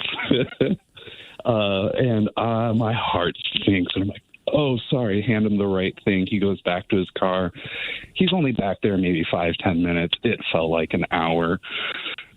And he comes back to the window, just hands me a speeding ticket and says, all right, you just drive safe now. And that's when the passenger, the girlfriend, starts barking off, "Oh well, can I see the radar receipts and all that?" Oh God! No. Shut up. Yeah, exactly. Please. And you always know which one of the friend group is going to be. Oh yeah, You always know who's going to start running their mouth. always. Like years ago, and I've told this story before, but we're waiting outside of a hotel. We're going to have a party with friends. There was a bad crime spree going on in Baltimore County at that time. And we were aware of it, but it wasn't top of mind. But it's February, it's freezing cold outside, so we're just sitting in the car. Me, Tony, buddy Leon. Security guard from the hotel drives by, asks us what we're doing there. And we said, look, honestly, man, a friend of ours rented a room. We're going to have a party. It'll be low key. It's not going to be a ton of people. And he's like, okay, have a good night. What we didn't know is that he called the cops. So we see all of these. There was 12 cop cars total. We're all looking out the window like, man, oh, man, what's that about? Then they pull into the parking lot, and we're like, oh, crap, something's going down. Then we realize, oh, they're here for us, right? So all the floodlights, and these guys, like, they open their door, and they're leveling rifles at us and all this kind of stuff. Immediately, my buddy Tony's like, what did you guys do? I'm like, dude, I haven't done anything that warrants this kind of response. So we're just sitting in the car. The cops come up, like I say, guns drawn. And I was remember Leon rolled down the window, and I just love this line. He's like, is there a problem, officer? And I mean, they ripped the door open, yank his ass out. They had our jackets off. It was just so cold. And we're trying to ask for our jackets back, right? It is super cold outside, and our hands are on the hood of the car and all this. And they're like, shut the F up, the whole thing, right? So they finally figure out we're not the guys we're looking for, which, again, we knew that this is the thing. And they explained, they're like, are you guys familiar with the Shotgun Gang? And that was the nickname that these dudes had that were going around, basically going into businesses and just opening fire on people, right? Like restaurants, all this. I mean, just shooting people dead. We fit the description. I get it, right? So when they explained it, now we're all just kind of chuckling about it, like, no big deal, whatever, man, I hope you guys find them. But as we're finishing up with the cops and everything's cool now, the group of friends that we're going to party with come up, and the one guy that runs his mouth, he had nothing to do with this. By the time he was done talking and giving the cops grief, he got arrested. And we were like, dude, you're so stupid. He went by the nickname Gypsy, but we're like, that dumbass, right? Like, you weren't even here. Like, when you showed up, we're finishing up with the cops. And at this point, everybody's buddy, kind of chummy. You know what I mean? Everything's cool, because if we had been the guys we're looking for, those guys were super dangerous. So I think they were very relieved. There were just three guys hoping to get drunk in a hotel room, right? And everything was fine. So when our friends came up to see what was going on, we kind of explained the situation, and even the cops are chuckling about it. We're chuckling about it, and this guy just starts firing off at the cops, and we're like, dude, like, not going to end well. What are you doing? And it didn't. So we ended up not having a party, and he ended up going to jail. Well, you are so stupid. Why were you speaking to an officer of the law? 206-803-RIDE. He's that guy, though. Right? Just had to, right? He Couldn't just let it had, go. and again, he wasn't even there for any of the interaction that we had with the police. He got there after the fact and started running his mouth. And we're like, you are the dumbest mother. Hello, Matt. Welcome to the men's room. Hey, how you doing? Hola. Hola. Hey, first off, I want to give a quick shout-out to all the Navy Chiefs listening today. It's the 133rd birthday of the Navy Chief Petty Officer. Okay. I would not have known that. Nope. I only knew it because I saw somebody posted about it. Oh, really? Yeah. Yeah. So, hey, back in the day, way back before I joined the Navy, I was a line cook at a Perkins. Oh, yeah, living large, brother. Oh, I'm telling you, man. So, worked the graveyard lots, right? So, hitting bar rush and all that stuff.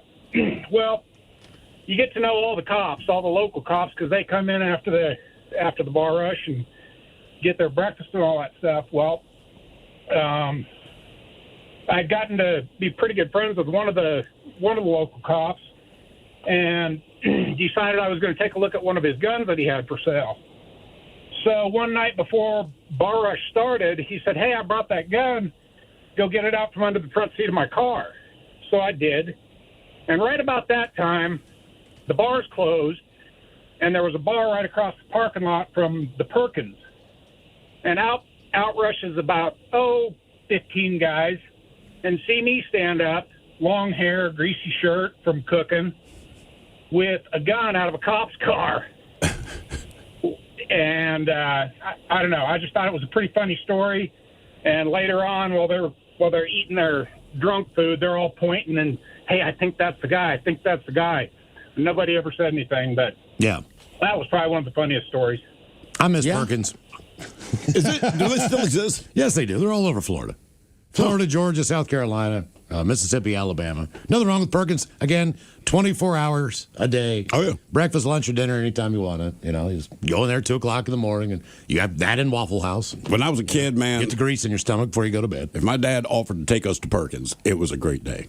They have everything. Hey, you guys want to go to Perkins? I remember, oh my God, yes. I mean, this place you get spaghetti and meatballs, and you could get a hamburger, you can get biscuits and gravy, waffles, Are pancakes. they always kind of? I don't know. I didn't grow up with them. Really?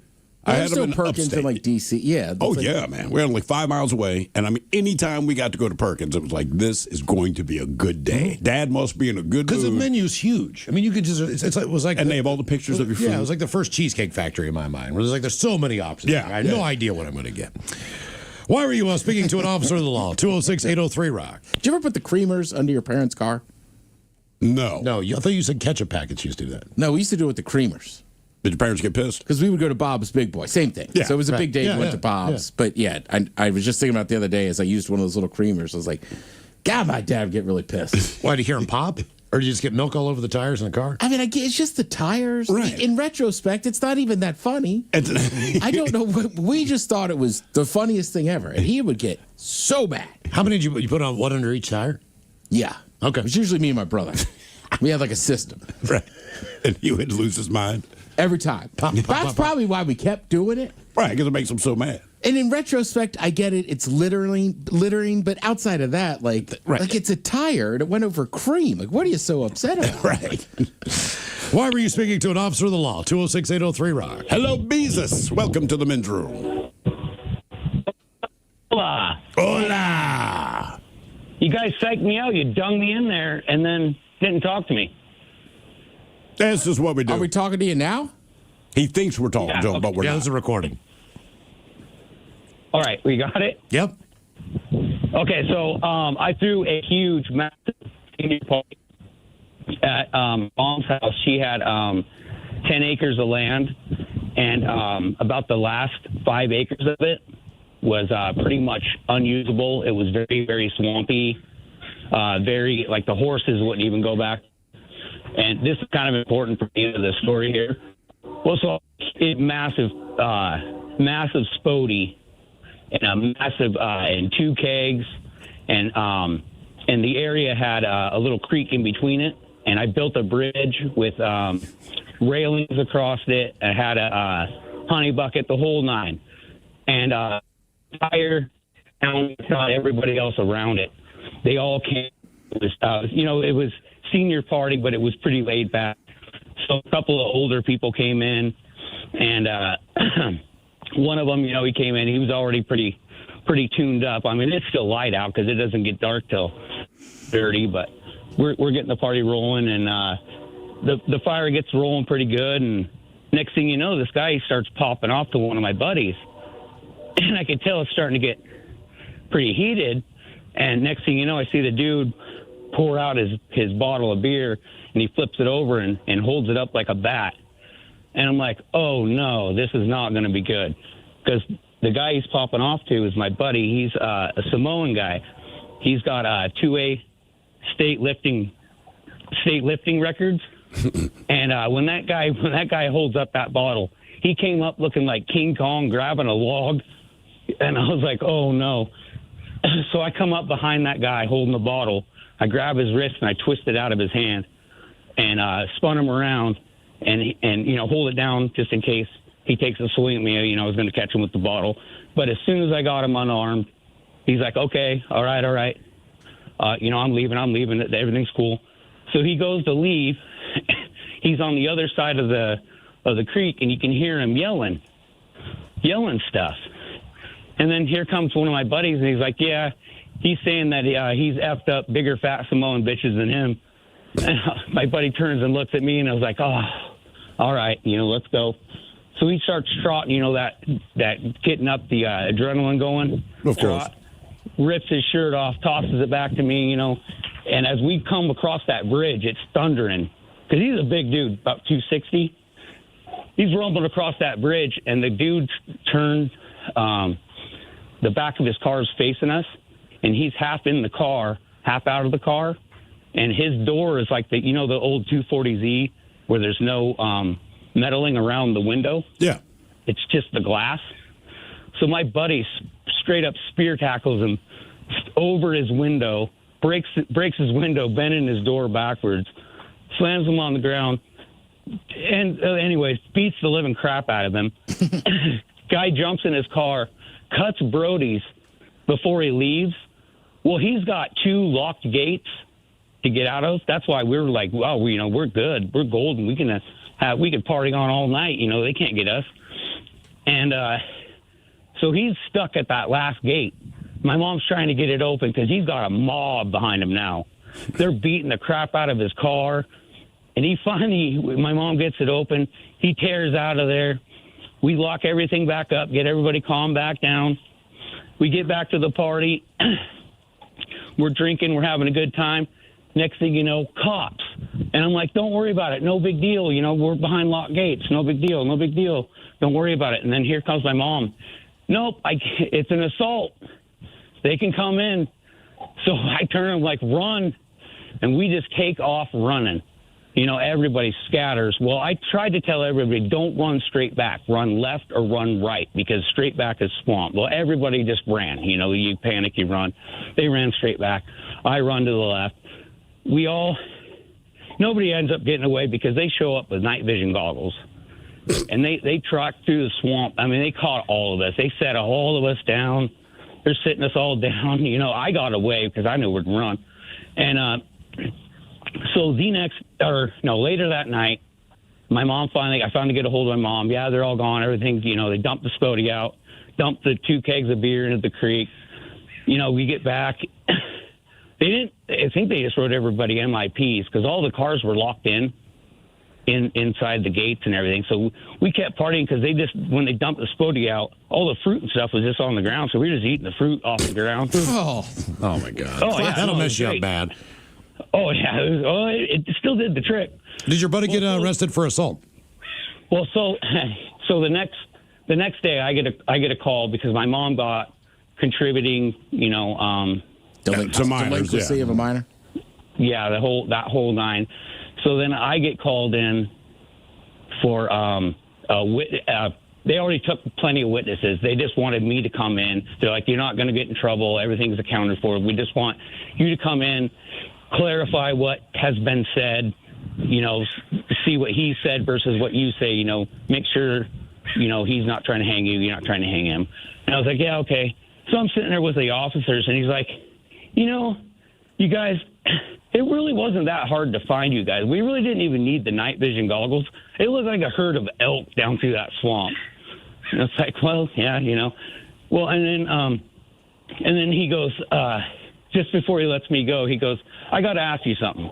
He goes, did that guy really say he's effed up bigger, fat Samoan bitches than him? And I go, yeah. He goes, I know that family. He goes, his sisters could have took that guy. He goes, I'm married to a Samoan. They are very large people. Yes. And I go, yeah, he really worked them over good. It was great. Wow. Okay. But thank you guys. I love you. Yeah, man. Right. Love you too, bro. Why were you speaking to an officer of the law? 206-803-ROCK. Hello, Seth. Welcome to the men's room. Hola. Hola. All right. So this happened about 15 years ago, maybe a little bit more. I worked for a very large car dealership in Bellevue. All right. I was a master technician there. So I get there early in the morning, about 7 o'clock, and I'm just doing my routine, coffee, that kind of thing. And then I go to grab a vehicle to walk outside so I could work on the vehicle. And as I'm walking out, one of my buddies who works there, he says, dude, turn around. I'm like, what do you mean? He's like, dude, turn around. You got to go inside right now. I was like, okay. So I started looking around as I'm turning around to walk away, and there's just a SWAT team just all over the place. I mean, every corner, every inch of this dealership, there's just armed cops and just everywhere, right? So I'm like, what is happening? So we go inside, and, of course, everybody's freaking out. Rumors are just being tossed around, and the manager came out, and we asked him, say, hey, man, what's going on? He's like, I'm not going to say his name, but one of the employees had a kill list.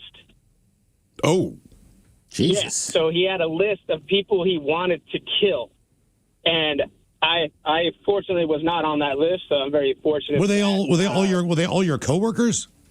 Yeah, there was 10 coworkers that were on a list that he wanted to murder. I mean, did he write like, "I want to kill these people"? How do you know it's a kill list? Yeah, where do they find this? Okay, so it was left on the manager's desk. Oh, well, that'll do it. Because the manager made he was first on the list. Nobody liked his manager. Okay. Nobody liked him. But I mean, no one disliked him. I didn't think no one disliked him that much. Right. Yeah. That's a big jump between disliking somebody and trying to kill them. Did you have any idea that this guy had that kind of mindset? No, but nobody liked this guy at all. And I actually, as a technician, I actually got into it with him a couple times, but we worked it out, because that's what I like to do. I don't like to leave any bad, blood out there. Sure. Turns out that was a good idea. So did you physically see the list? Idea, right? Did you actually see the list yourself? Yeah, so I'm good. So basically, they searched the whole place. We're all on lockdown. They can't find him anywhere, which is good. But the story gets really, really dark and bad.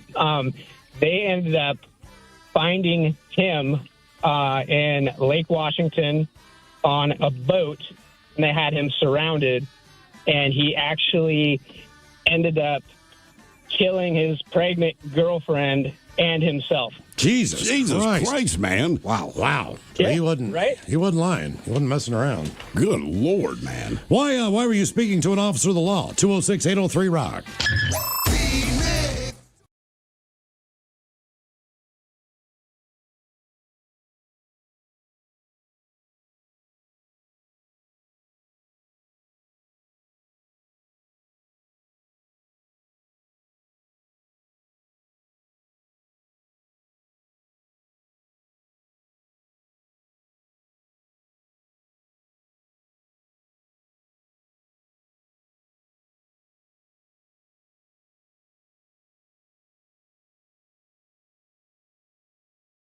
They are.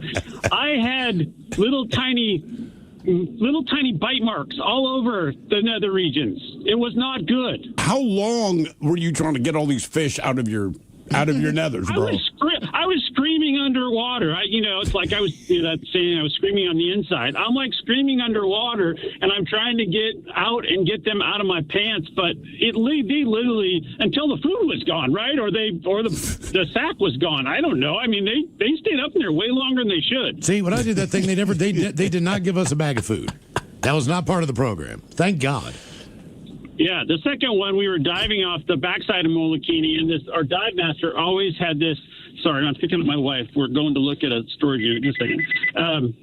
So anyway, the guy would always come put a shrimp in his mouth for this one moray eel, and when the moray eel would come out and take the shrimp out of his mouth.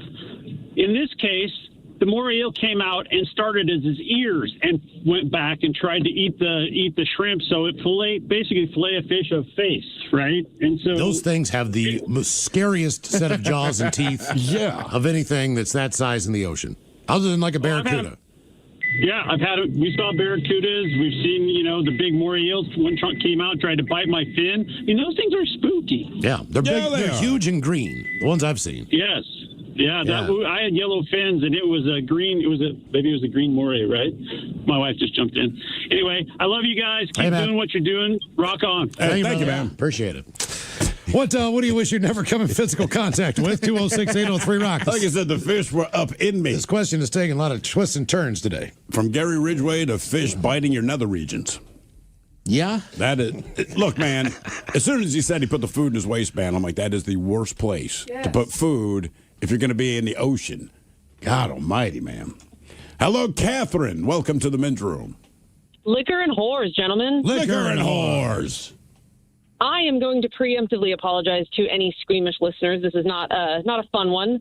I worked adjacent to a coroner doing basically autopsy work, and I actually cut into deceased people. and we had a newbie trainee person, and I was demonstrating something. I was cutting with a scalpel, and the scalpel kind of got stuck on something. And so she went, oh, I'll help move the limb. That can, that'll help you out. She just goes and does it as I'm freeing my scalpel. And again, this scalpel is in a dead person, and the scalpel breaks free and slices into my hand. Oh, Jesus. And I have a scar from it. It's not a massive scar, but it cut so deep that you could see the little bubbles of fat under the skin. You could see the muscle. I took pictures. It was rad. Didn't feel good, but it was kind of cool. And then I stitched my own hand up. You did? Wow. And just kept working? I did it when I got home. I wrapped it a bunch to keep working, but I did not feel like going to the emergency room and getting charged $5,000. Did you think it was too deep for super glue? Yeah, no, definitely. And I didn't have access to that, but I do have a stitch kit. How many dead bodies do you think you've cut into? Ooh, 200, 250, probably in that range. Have you ever hit a tumor? I found all kinds of interesting things. I've found really swollen lymph nodes where the person almost certainly had some kind of cancer. I have also seen that, this is not a disease, but it's real neat. I don't know if you've heard that if you've got tattoos, that ink that gets kind of absorbed by the body, it can live in the lymph nodes. So I have seen lymph nodes all over the body that are stained and colored with tattoo ink. Huh. I'll be damned. Well, if you cut me open, there's a strong chance that it's gonna just wait for me to die first. What's the weirdest thing you've seen? You cut someone open and just I did not expect to see that. Okay. This is another terrible thing. Doing the autopsy, something got pulled on in the nether regions, and a gentleman's testicles, the actual internal testicles, popped up and out of the scrotum. Oh, God. Jeez. Well, at least he was dead and didn't have to feel that. Wow. He didn't feel it, so, there's some solace in that. And in case you gentlemen were curious, the testicles are pure white. They are very squishy. They look almost pristine. They don't look like you would think they might from what they look like on the outside. Good. Are they white? Then they must look better on the inside. There's no such thing as attractive testicles. Were they white because he was dead, or are they white right now on me? It's kind of a little bit of both. I think they might be a bit more pinkish on a living person, right. But it was this very, very pure white membrane that surrounded them, and this person had not been drained of blood or preserved or anything. Right. There's going to be some settling, but yeah, I was shocked because I'd never actually seen the inside of them, and they looked crazy. How about breast implants? Oh yeah, I have seen. It's not as common as I thought because it's largely older folks, I will say, that I do this on, but I have seen a few breast implants. I've seen actually more penile implants. Really? So that's really interesting seeing how those work. What exactly is, breast implant, it's like the saline bag, essentially, or the jelly bag, but what is the penile implant made of? It's like metal, very thin, metal springs that can expand and compress. God. There are different types of them, but they do implant basically kind of this. Again, it's a softer metal. It can bend. There's a bendy tube. How do you initiate it? Is there a button on it? There's an implanted pump. They put a little pump in the thigh or in the lower abdomen, and you just literally press on that pump that's just under your skin to inflate it, so to speak. Wow. All right. That's one way to get rid of whiskey, D. Wow. Give me 1 second, baby. There we go. I'm all good. Tom Brady's is a little deflated, but his a little. How about that, Steve? You got white testicles. I know. That was my thought. What she's saying. I'm I had no idea. That's why there's a small black man, white testicles. Yeah. What do you wish you'd never come in physical contact with? 206-803-ROCK. That'd be funny if they were white on the outside. Right. I'm just saying. If you get like a skin graft, right? Yeah, right. You need a skin graft. Ted is nice enough to. Here you go, man. I got You're just hanging around with a White Crown Royal bag. Yeah, All right. basically. Skins from Ted. Thank you, man. Not an organ donor. Hey, I'll give you some skin, but you're not putting those toes Now on my I'm just armpit. picturing. That would just seem wild. I would be huge on OnlyFans. Oh yeah. I mean, I absolutely be like, dude, what do you do with white testicles? Like, I'm on OnlyFans. You're killing it. I think we'd make you show them off. I wouldn't be able to help myself. Like, look, I'm going to show you my testicles, and I know what you're thinking. You don't want to see them. I promise you, you want to see these. I was telling you about my buddy Jeff, who lives in North Carolina. I've told the story a number of times. Now it's officially coming to light as more people are being exposed to this. A meat allergy that starts with a tick bite is no longer a medical oddity, they say. And doctors are now tying it to many deaths across the country. New York Times reports on the rapid spread of the alpha-gal syndrome. That's an allergy triggered by the Lone Star tick that can take or make people have reactions hours after eating beef, pork, or other mammal products. I'm the Lone Star tick. As well as see reactions to certain drugs and medical materials derived from animal tissue. What's behind it? The tick saliva features a sugar molecule, which, when administered via a tick bite, can spur a person's immune system to go into overdrive.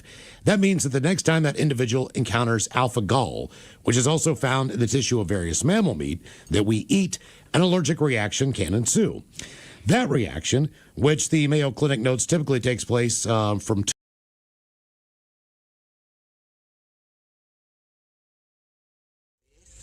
The mighty 99.9 KISW and KISW HD1 Seattle.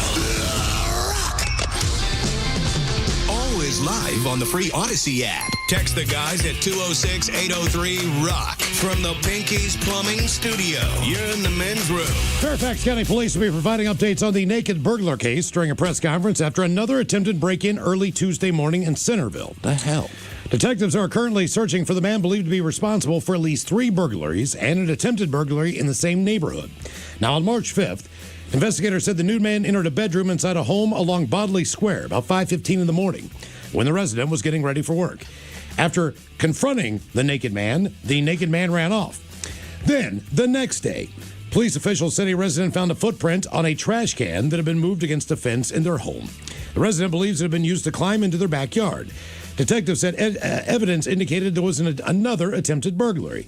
Then the next day, around 4:30, at a home along Ealing Court, investigators said a resident was woken up by her dog barking.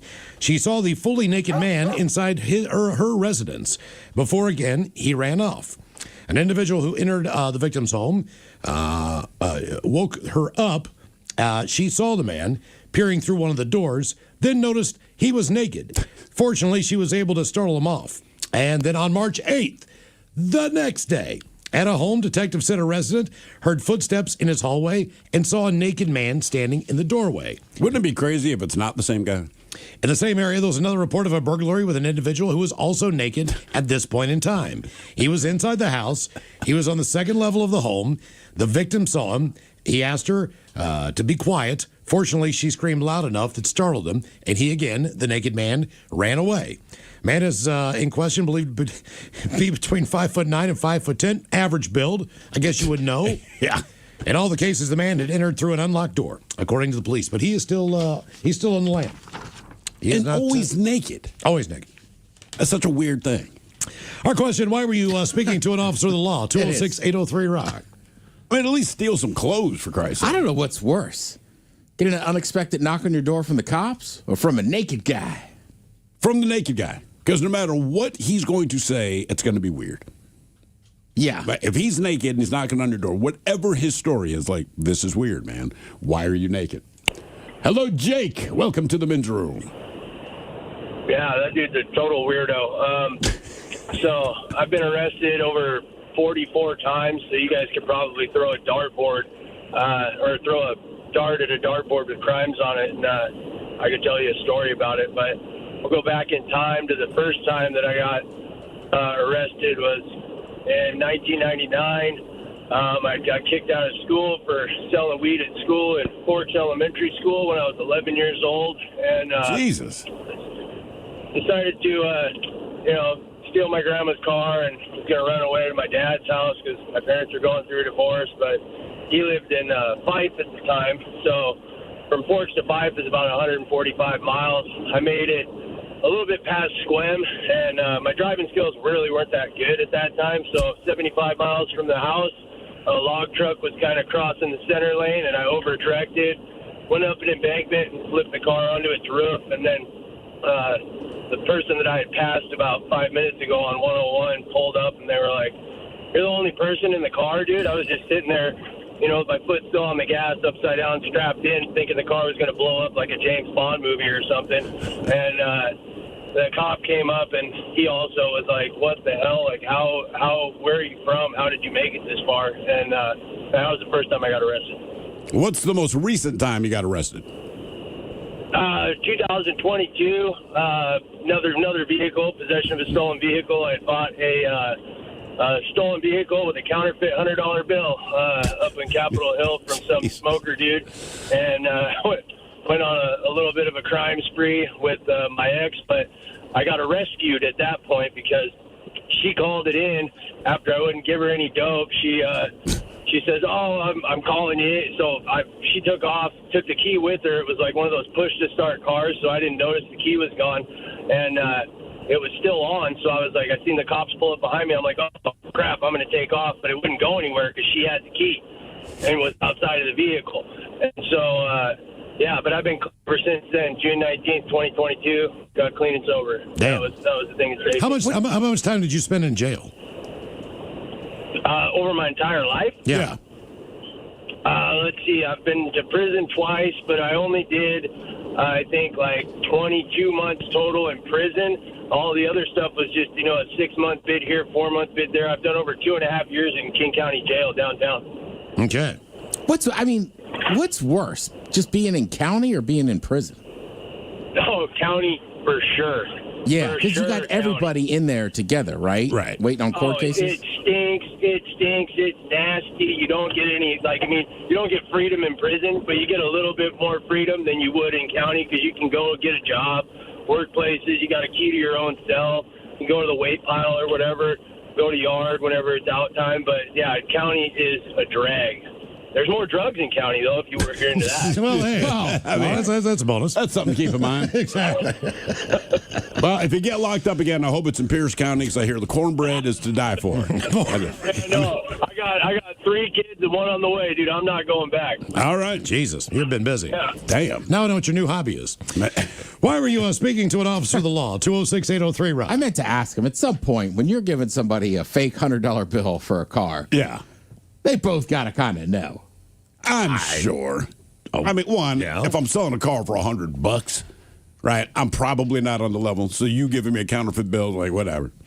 Yeah. And I'll try to spend it somewhere. I guess you're right. Hello, Mike. Welcome to the men's room. Hola, guys. Hola. So back maybe about 15 years ago, I grew up in Hawaii. So rolling around with one of my buddies, and we pull off into one of these parking lots. We decide it's a good spot to smoke a bowl. It's like an empty parking lot, you know, next to like what seemed to be like an abandoned river. So we start lighting it up, and I look in my rearview. We park and we start lighting it up. I look in my rearview mirror, and there's a truck like hauling butt towards the back of my truck.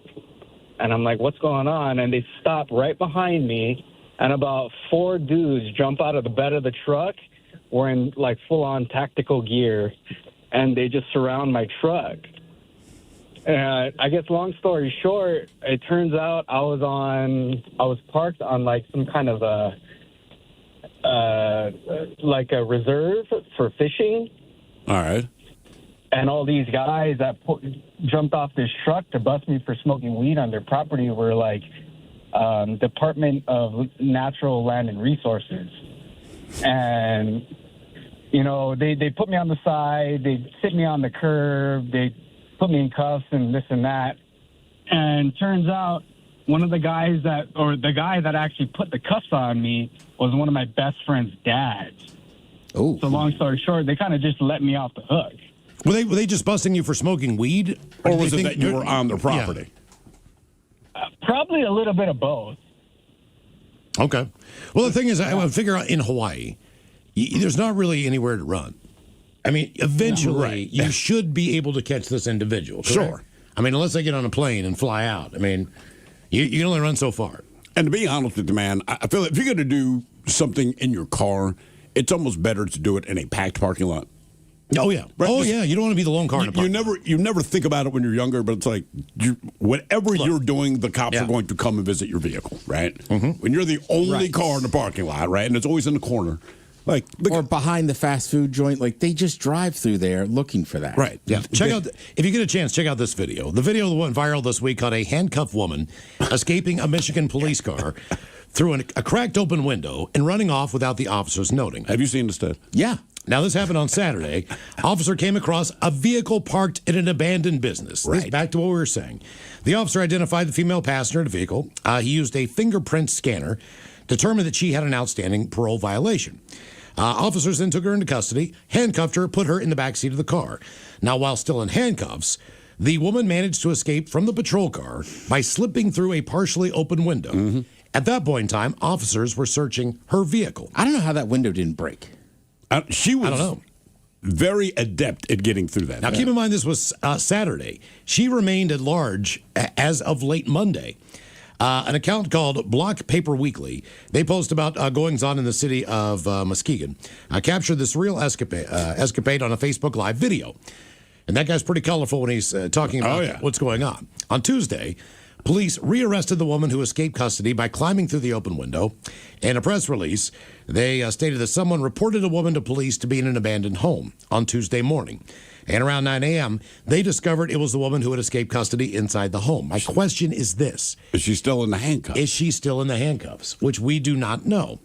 But she was put in the county jail there.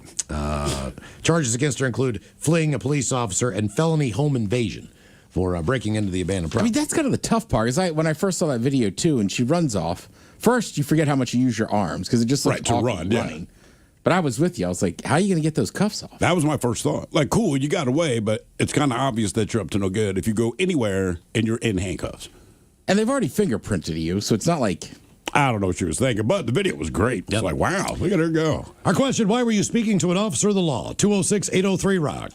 Hello, Richard. Welcome to the men's room. Hi there. Hola.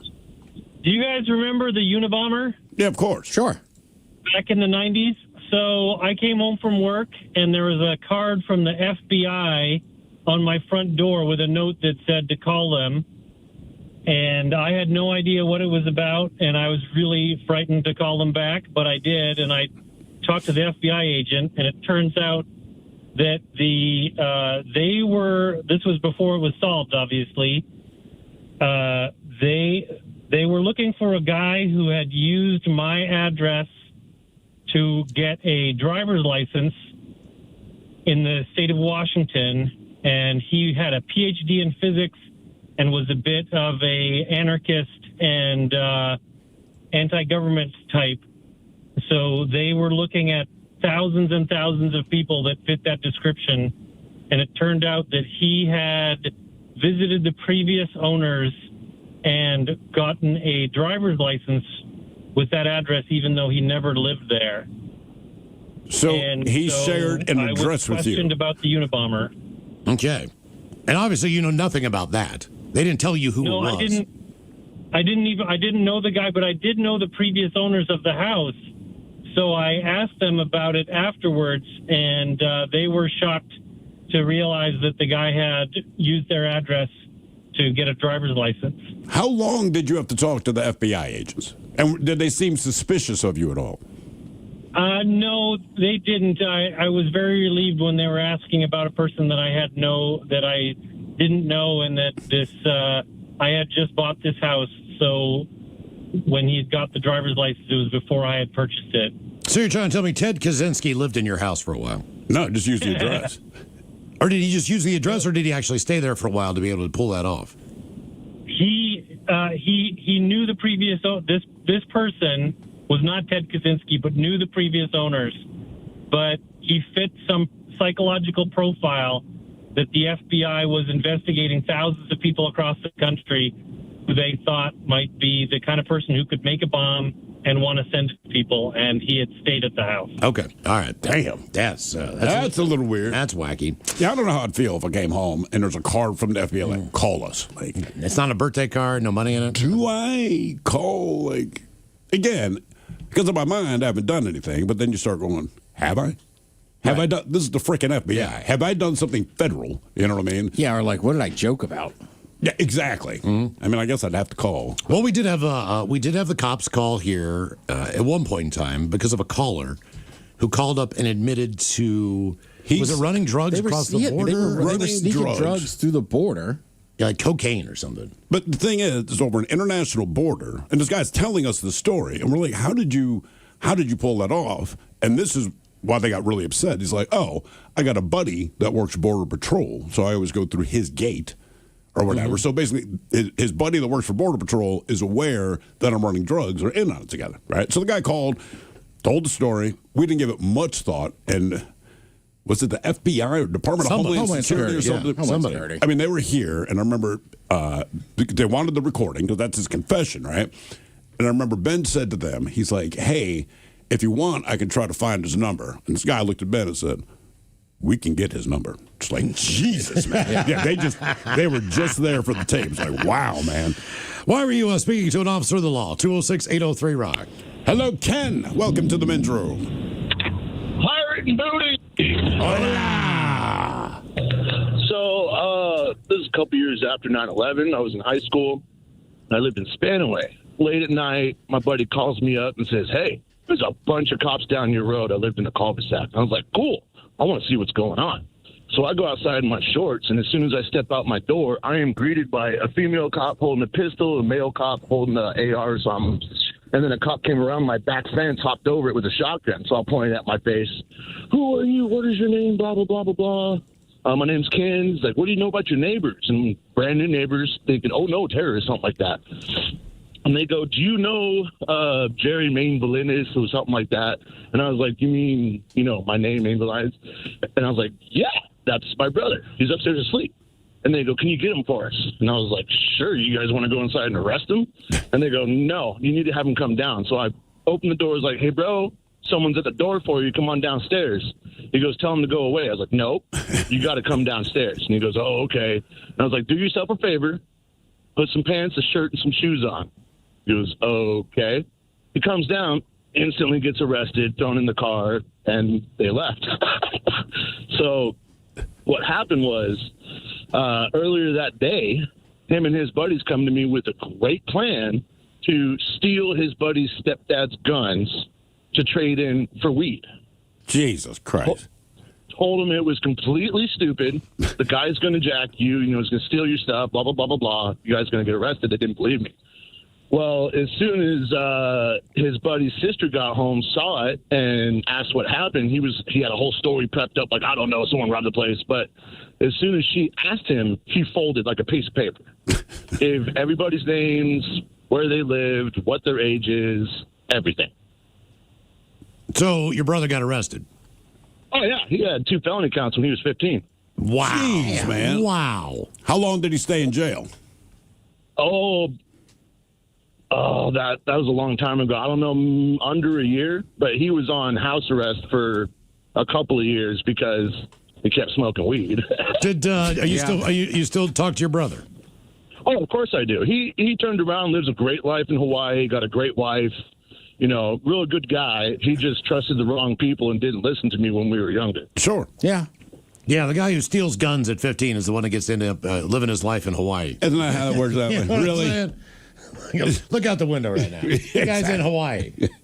And he's still guns. Why were you speaking to an officer of the law? 206-803-ROCK. Hello, Chris. Welcome to the men's room. Hey, hola, bicholas. Hola. Hola. So I was 19. This is about 1990. We're having a little party. I'm renting a room out from a friend, and we're having a little party downstairs, smoking weed, drinking beer. And, this is when the cops could just come and knock on your door and step in and, like, raid you if they felt like it. They didn't have the cameras on their chest. Well, the West Valley Police in Utah went to take care of a domestic violence that was happening above us in the apartment above us. And on the way down, I guess they smoked pot. And as soon as they knocked on the doors, the whole place shuts up, the music goes down, and everybody's looking out the peephole and it's like, cops. So finally, I go off to the back of to my room that I'm renting.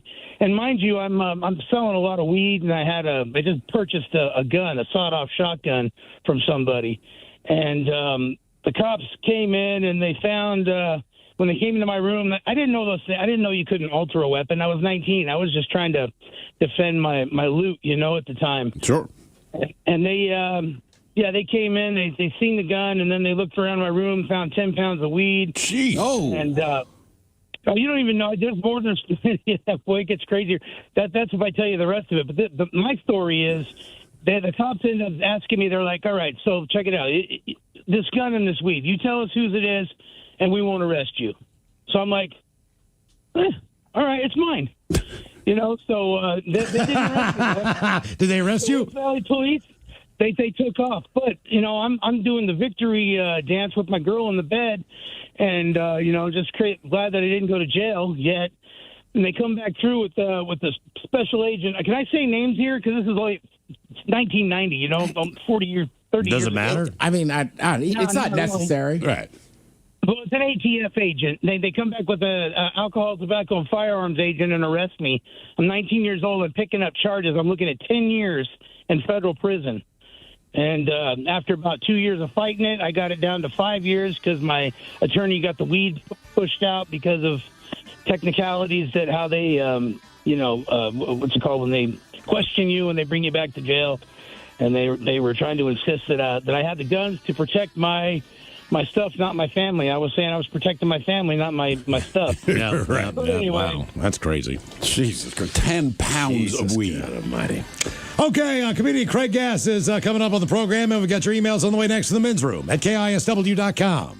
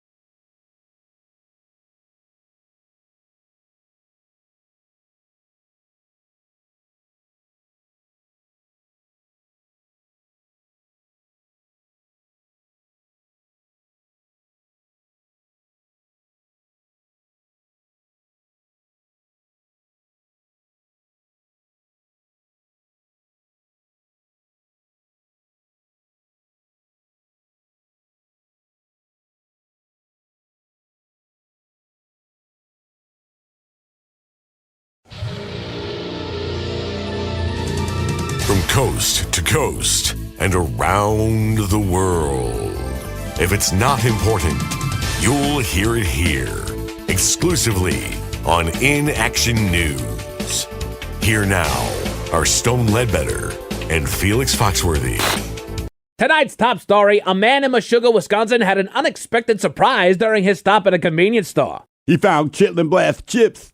Chitlin Blast chips? Yeah, man. Some people like Cool Ranch chips, some sweet Maui onion chips, and salt and vinegar. The Crispy Chip Company just released Chitlin Blast chips, man. Tastes like real chitlins, but with a blast. To answer your question, no. The man's surprised that the store was not finding Chitlin Blast potato chips.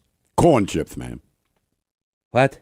Chitlin Blast corn chips, not potato chips. I just assumed you meant potato chips. I'm much more of a potato chip fan than a corn chip fan. What do you got against corn chips, man? Well, nothing. I just prefer potato chips. Probably just nostalgic for my childhood treat. Your childhood treat with potato chips. Not just potato chips, but potato chips from Spudalicious Chip Company. I don't remember the Spudalicious potato chips. Well, they're not around anymore, but when I was a kid, my parents would occasionally treat me to a bag or two of my favorite flavors. And what were your favorite chips, man? Well, when I was really young, I just ate their plain mayonnaise flavor. Mayonnaise flavored potato chips. Oh, they were fantastic. And then when I got a little older, I started eating other varieties. My favorites were cauliflower and, of course, sea salt and anchovy.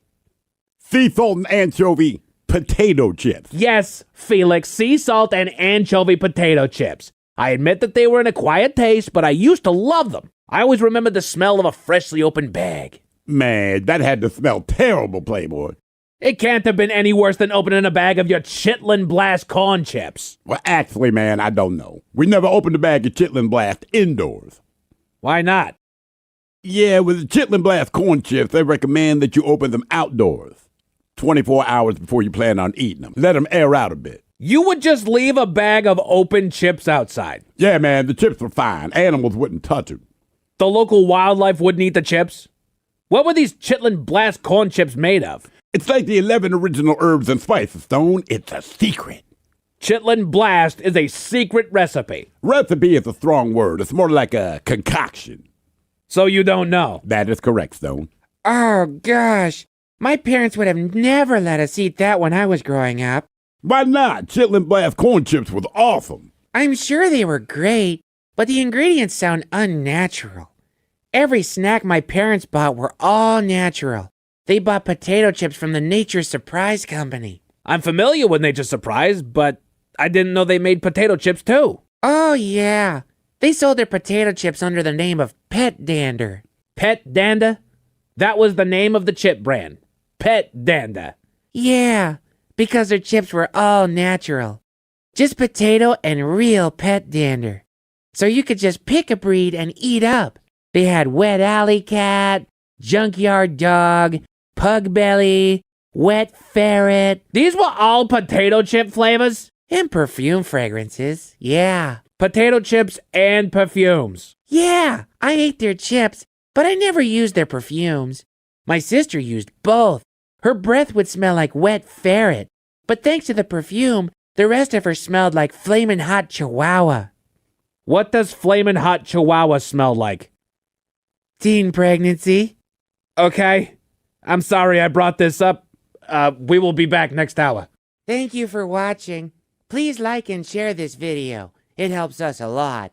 And be sure to subscribe to our YouTube channel and social media pages at In Action News.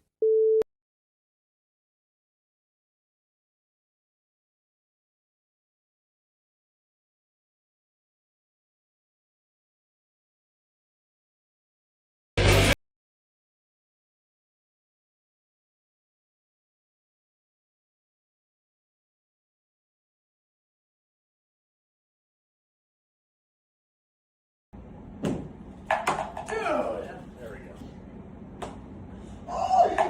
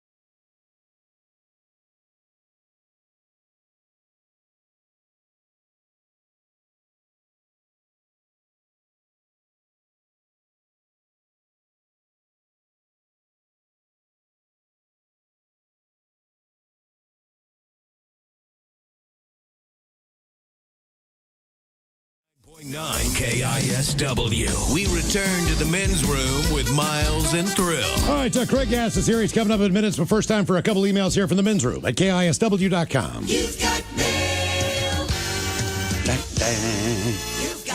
Get right into the birthdays brought to you by Men's Room Roasted Red Salsa from San Juan Salsa Company.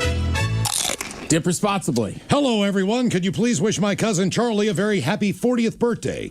He would love a shout out from the Dirty Germans and a fish sandwich. Lots of love. That from the lovely Heidi. $2 I get a fish sandwich? Yeah, speaking of a fish sandwich, I know it's your birthday, but I think I'm going to hang out with this Heidi and enjoy a fish sandwich.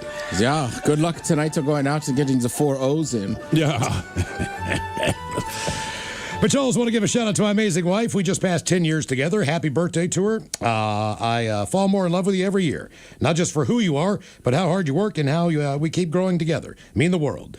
So going to get the Dirty Germans getting her pumped up and what to expect for our trip to Oklahoma City to see the band Journey on Friday. Woo. Thanks, guys. That's from Tyler in Sayre, Oklahoma.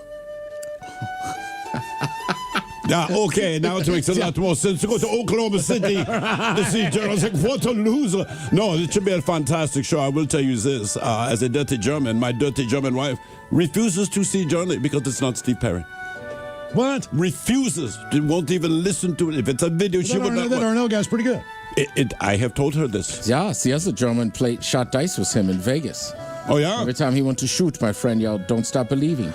As they asked us to leave. Did they really? They asked you to leave? We were 21, hammered drunk in the middle of the day. Steve Perry was not happy. Oh, really? That's a great Steve Perry story. I mean, it is. And they asked you to leave. They just said, "Could you leave the craps table?" Yes, they asked you to leave. Yeah. And don't stop. Hola, Michelle, today is my 54th trip around the spinning yellow ball. My daughter and I do this for each other every year. I didn't remind her this year, so we'll see. Yeah, Kyla did email in. But just in case she didn't, can I get a walker said I have AIDS? Coke Ted telling me how fun Squim is going to be this weekend. The captain telling me to do what to do with my new Vietnamese girlfriend, and some dad jokes for Miles. Keep making people laugh and rock on. That from Adam in Gold Bar. All right, man, you're going out, you're partying, it's your birthday. I don't know what to tell you. If I had that much coke and I was in Squim, I'd probably do what I normally do when I'm coked out. Hide in that closet. Walker told me I have AIDS. Ooh, guess who gave it to that boy? I don't want to drop names, but you might be hearing his voice right now. As far as what to do with your Vietnamese girlfriend, well, I would get her naked, cover her with a nice sheen of honey, and release fire ants. The scream she'll give you should definitely get you aroused. Or maybe that's just me. Crunchberries. All right. Dad jokes for you. Let's see here. Got a bunch of Mike Tyson jokes. What does Mike Tyson wear to the dentist? I don't know. A teethert. Who was Mike Tyson's greatest opponent? The letter F? The letter S. How do you describe an angry Mike Tyson after clogging his toilet? What? Flush turd. What did Mike Tyson say after lifting weights with Chris Hemsworth? He's Thor. You're going to be Thor in the morning. Thor in the morning. And how does Mike Tyson get rid of his meth? He cleans it up. He hires a housekeeper.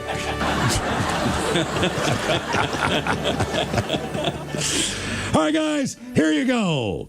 Happy, happy, happy birthday. Happy, happy, happy birthday. Happy, happy, happy birthday to you, to you, to you.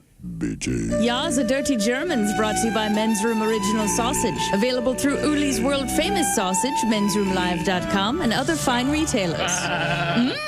Schweinefly. Thank you, ladies and gentlemen. Craig Gass joining us in the studio. Dude, that was a legit great German impression. God, that was a great accent. You thought you were like in Deutschland. I know. If you close your eyes, it's like you're there. Yeah, I couldn't believe it, man. That was legit, like chef's kiss. That was. That's right. We got our side jobs at the embassy. You know. That's right. Yeah. It's good to see you guys, man. It's been a while. You too, man. How you been? I've been doing good. I feel weird because I'm coming in to tell you about this great show that we're doing at the Moore Theater, and it's with guys from Shinedown, and Nancy Wilson from Heart is going to be performing. Mike Inez from Alice in Chains. Mike Inez. I just found out Stu Ham's going to be part of it. Aaron Jones. And Chris Ballou from Presidents of the United States. This is great all-star jam and stuff. And the whole thing is an anti-bullying. It's raising money for this anti-bullying campaign. And it feels weird to do this because in a few weeks I'm going to be calling you to tell you that I'm putting out my first comedy special this year, which is me making fun of Kiss for an hour. And it feels kind of weird because in a few weeks you're going to be like, man, it sounds like Craig lost the message. So, right. Well, you are the MC of the event. I am the MC of the event this Saturday at the Moore Theater. Amplify Courage this Saturday night. I believe it's 7 p.m. And Zach and Brent from Shinedown are coming in to do a set, and Nancy Wilson with her band playing some Heart classics, and Mike Inez from Alice in Chains, and there's some other people are going to get thrown in the mix. And yeah, it's weird opening for a band. It's not an easy thing to do. You know? Right. But you're going to do stand-up. I'm going to do some stand-up. I'll do it up front. I mean, I've done this enough to know when it doesn't work. Do you know Mike Tyson's favorite band? Come on. Kith. I've done shows where, like, the first big rock band I ever opened for was Metallica about 20 years ago. And I wanted, because they were so nice to me, they're so supportive of me as a band, that I wanted to be part of a show. They were coming to New York to do a special event. It was 1,000 seats, Bowery Ballroom, small venue. Yeah. And the only way you could get tickets was to win them through the Metallica fan club or through the radio station I was working at K-Rock, because I was on the morning show with Howard Stern. And I called the drummer of Metallica and said, if Metallica had any balls, you'd let a comedian open up the show. And I still have the message he left me. Just boop. Hey, man, it's Lars. Dude, I got your message, and I spoke to James and Kirk and some of the other guys. Yeah, come down, do a couple 15, 20 minutes, whatever it is you do. Let's have some fun, huh? And I was like, all right. And I went, and then I'm super excited. I'm telling all my friends, like, to tell you what I'm doing next week. I'm open for Metallica next week. Did I tell you about next weekend? I'm open for Metallica. And then I get to the venue, and I'm like, oh, my God, everybody here's on coke. What am I doing? Like, I was like, this is the dumbest thing I've ever gotten myself involved in. And then I got scared. And Lars said, he goes, dude, you're overthinking this, man. Dude, I'll walk out on stage and I'll say, hey, Metallica's about to kick your ass in about 15, 20 minutes. But first, I'm going to bring out a good friend of mine who's going to tell you some jokes. And I was like, that's the worst intro I've ever heard in my life. I got a good buzz on. I got a drink in my hand. I'm watching Metallica. One of the guys from Metallica walks on stage and says, hey, before we get started, here's a friend of mine who's going to tell you some jokes. Kill that guy, whoever that guy is. And out of fear, I walked out on stage and I said, just give me the microphone. And I walked out and said, good evening, my name's Craig. I am Metallica's tour manager. And the guy, the band asked me to make some very important announcements. And then everything I said after that was just stupid. I mean, it was just stuff that would make you cheer. Right. And then they listened. And I was able to put in some jokes. And then they listened some more. And then I was able to get through it. But with this being a charity event, I think the energy is going to be great. Like, everybody and I feel like they know, because I've heard other comedians talk about like opening up for a band and the audience doesn't know there's going to be a comedian. It just sounds brutal. Oh yeah, I used to work at a radio before I got on the Howard Stern show in 1998, 99. I worked with Dee Snider. Dee Snider had a show in Hartford that was very popular, morning show, and our radio station hosted a big radio concert festival every year. All right, and they said, hey, would you like to do stand up in between the acts? And I don't know who decided to put me on after Public Enemy, but it was. I went on in between Public Enemy and 311, and you brought the excitement there. Oh man, I still to this day remember Public Enemy walking off stage, walking out, and going, "How you guys doing?" And someone in the crowd said, kill him. Dude, I've been doing comedy for 30 years. I know how to respond to booing. I know how to respond to heckling. I still don't know how to respond to kill him. Right. Kill him. Yeah, that's in your tracks there. Oh, is that when you were roommates with Mitch Hedberg? Mitch, who passed away exactly 21 years ago today. Wow. Was my roommate in 1998. Okay. So you were working at K-Rock then? Yeah, I was starting to write for Howard at the time. I picked up a gig writing for Weekend Update for Saturday Night Live, and then I was writing for Howard. I had just moved out to New York, so I was sitting next to Howard hadn't happened yet for another couple years. But yeah, Mitch, what year were you writing for Weekend? The reason I asked this is because I just bought the book, like Saturday Night Live, 50 years, whatever. Mm-hmm. Big ass book. It's all this oral history, and it's really interesting. But at one point, I think I'm at the point now where, what is it? Norm Macdonald just got the boot. Oh yeah. From Weekend Update, but the reason I'm asking this is because at some point NBC wanted SNL to get rid of Weekend Update. They just said it's not worth. Lorne Michaels, and he fought, he saved it, he won, but they wanted to get rid of it. So I was just curious, what years were you writing?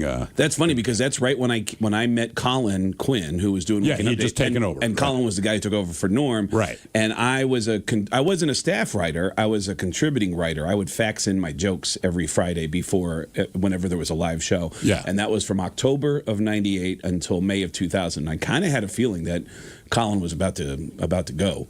And he did. Yeah. After that last show, Kid Rock, I remember, was a musical guest, and a friend of mine, Kenny, was the guitar player for Kid Rock's band. So he was feeding me beers all night at 8H at the studio.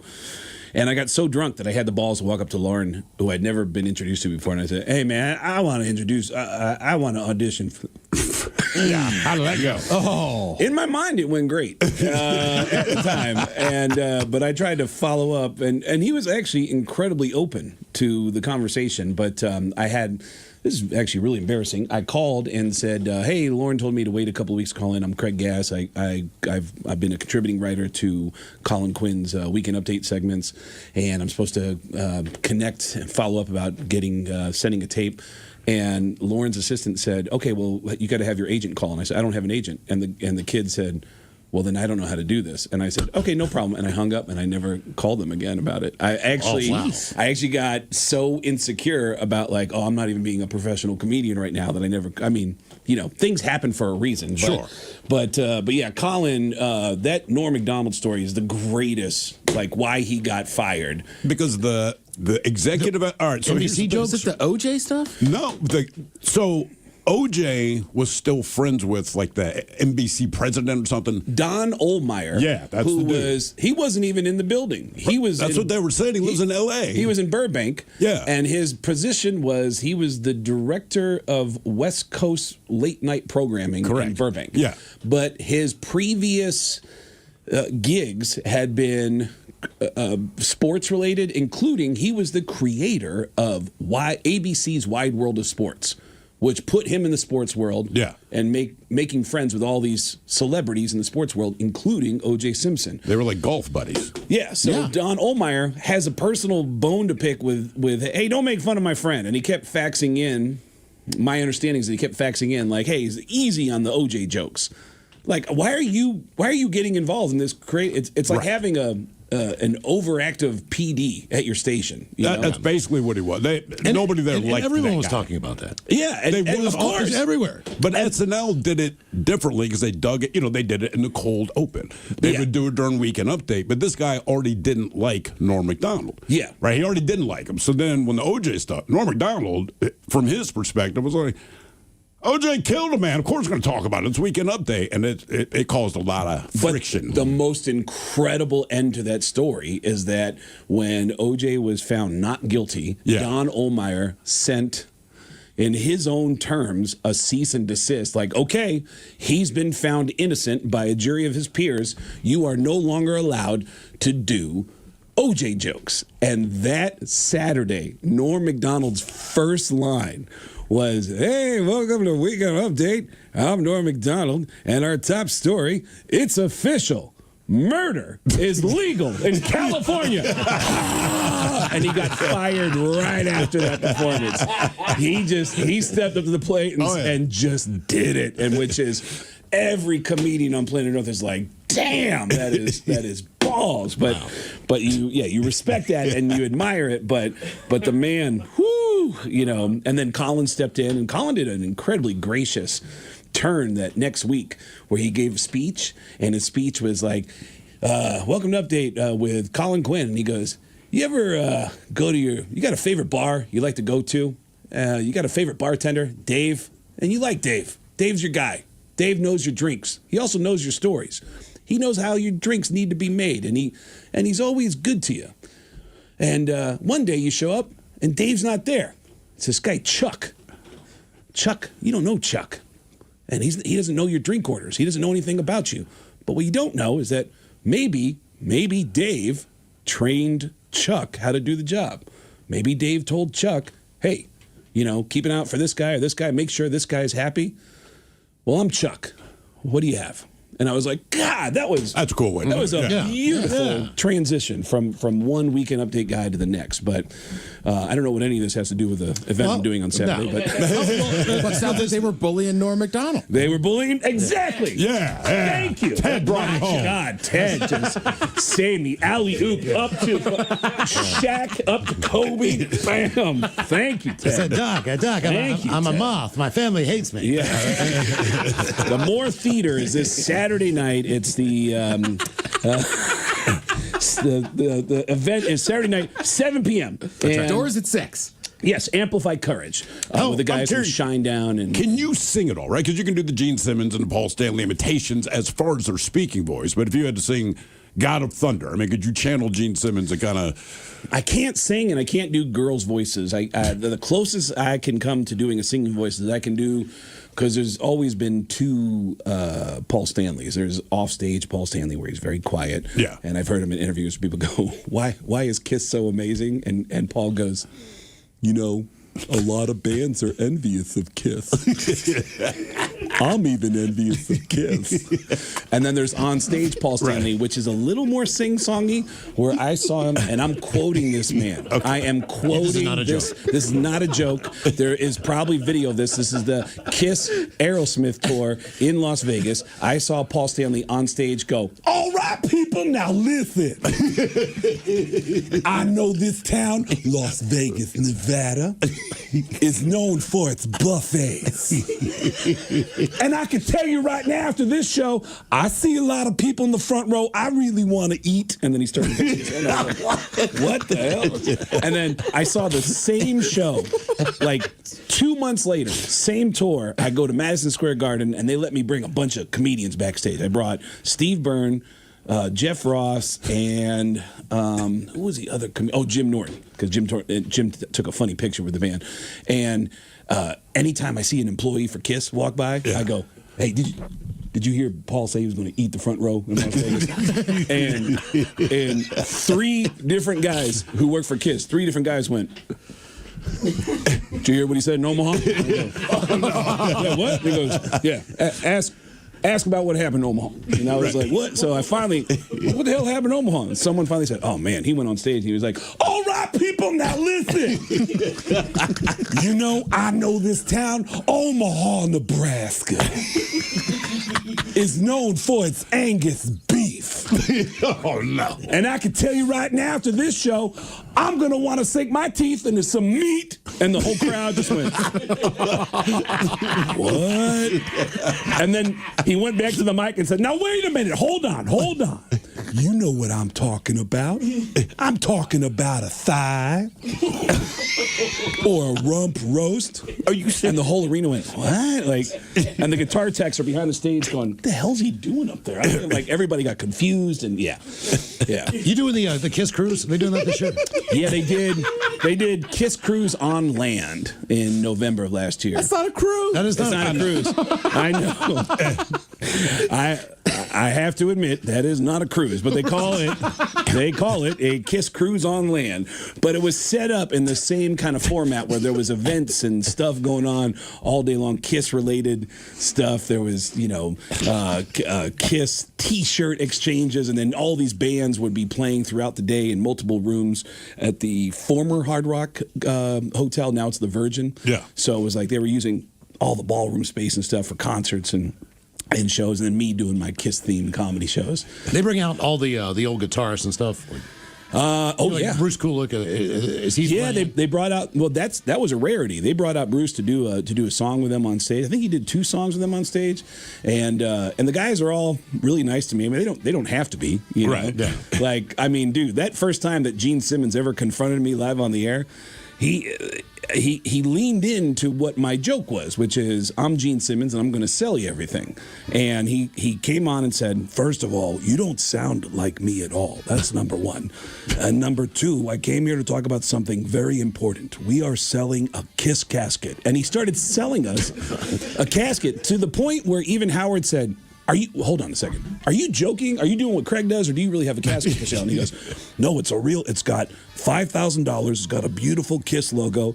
And I kept interrupting him and going, you know what else is amazing, Howard? For $1 million, I'll throw Ace Frehley into the casket, and you can spend eternity spooning with Kiss. And he kept going, shut up. No, you shut up. No, you shut up. No, you shut up. And everyone home was like, who the hell's talking? Like, everybody was confused. But, yeah, dude. Jesus. Take a break. More with Craig Gass coming up right after the break.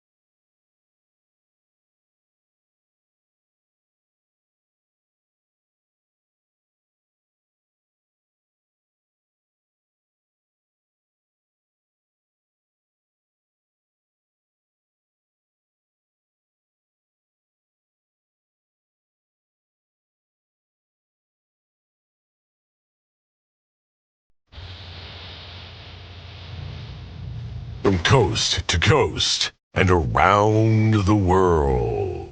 If it's not important, you'll hear it here, exclusively on In Action News. Here now are Stone Ledbetter and Felix Foxworthy. Tonight's top story, a man in Meshuggah, Wisconsin had an unexpected surprise during his stop at a convenience store. He found Chitlin Blast chips.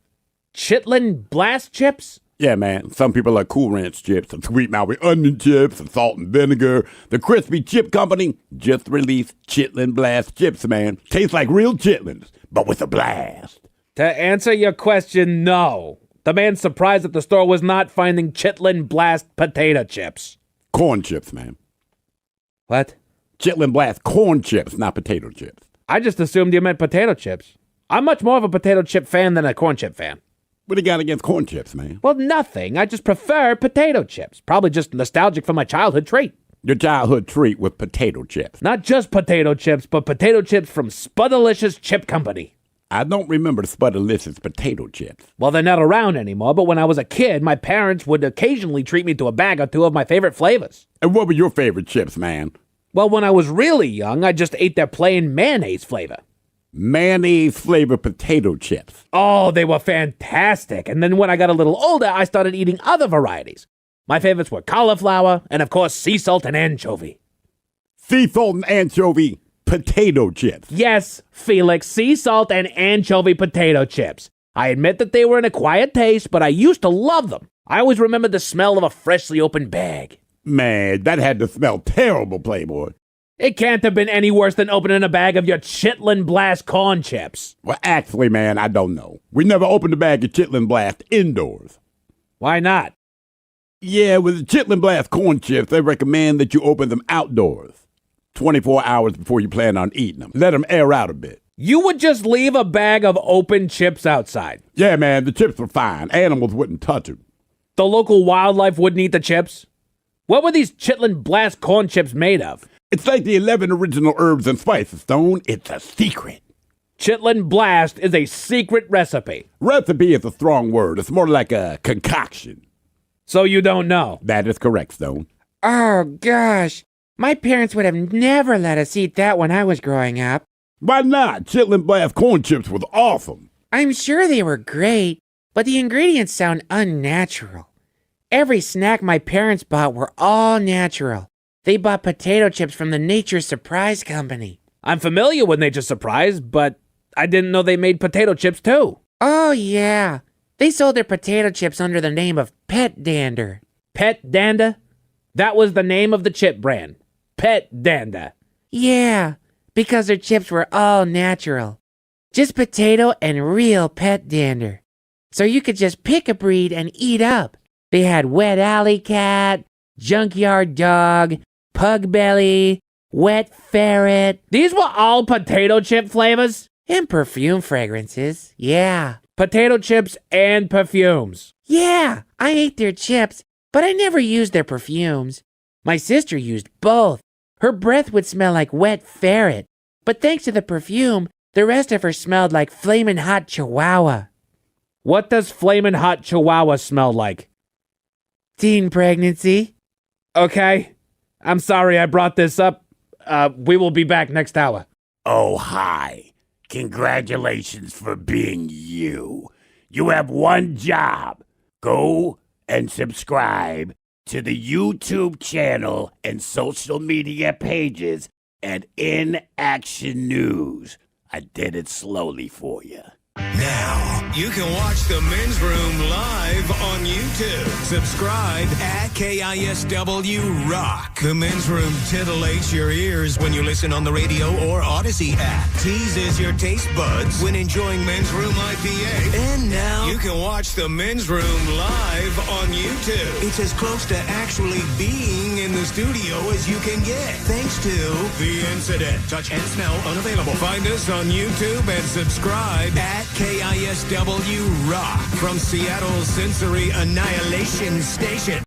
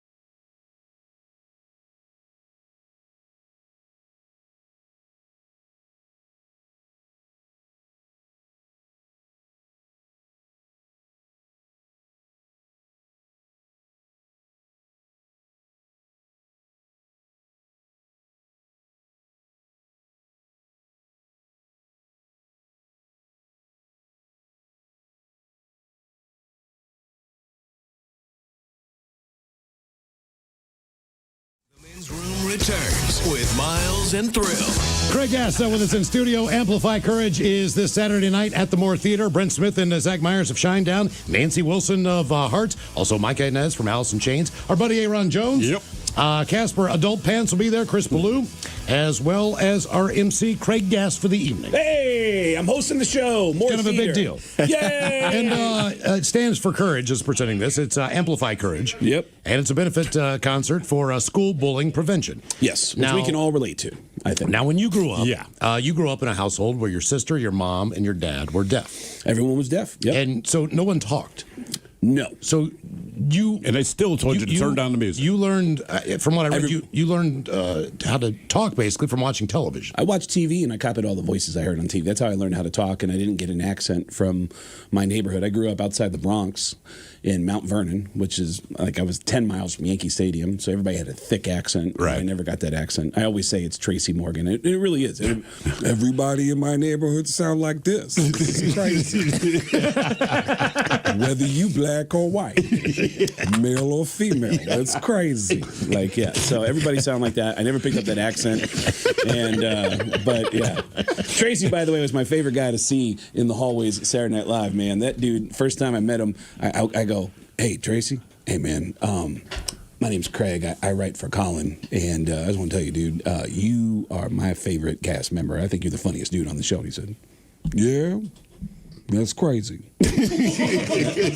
And he goes, "You a stand-up comedian?" I go, "Yeah." And he goes, "What you doing next Friday?" I go, "I don't know what." And he goes, "I said next Friday." And I go, "I don't know. What am I doing next Friday?" And he goes, "You're going to be opening up for me at the New York Comedy Club." And I was like, "Oh, what? Really? Oh, my God, I would love to do that." And I planned my whole week around it. I get to the show.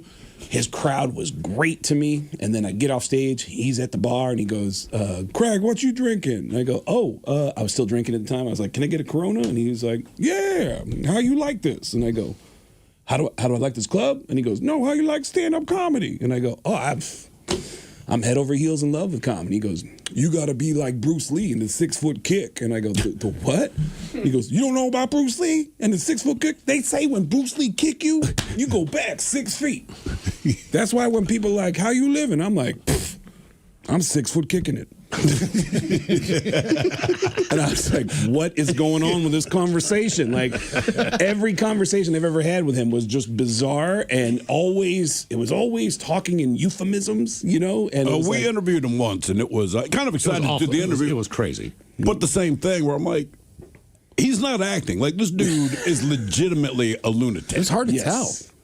You didn't know, but like, is he like doing shtick? Do you know that I'm realizing the last time I ran into Tracy in person was here. I had just landed in Seattle to watch Mariners baseball games. I always come up every summer to go to as many Mariner games as I can on a home stretch. And then I looked up Polestar to see what was going on in Seattle. Tracy Morgan is at the Neptune Theater.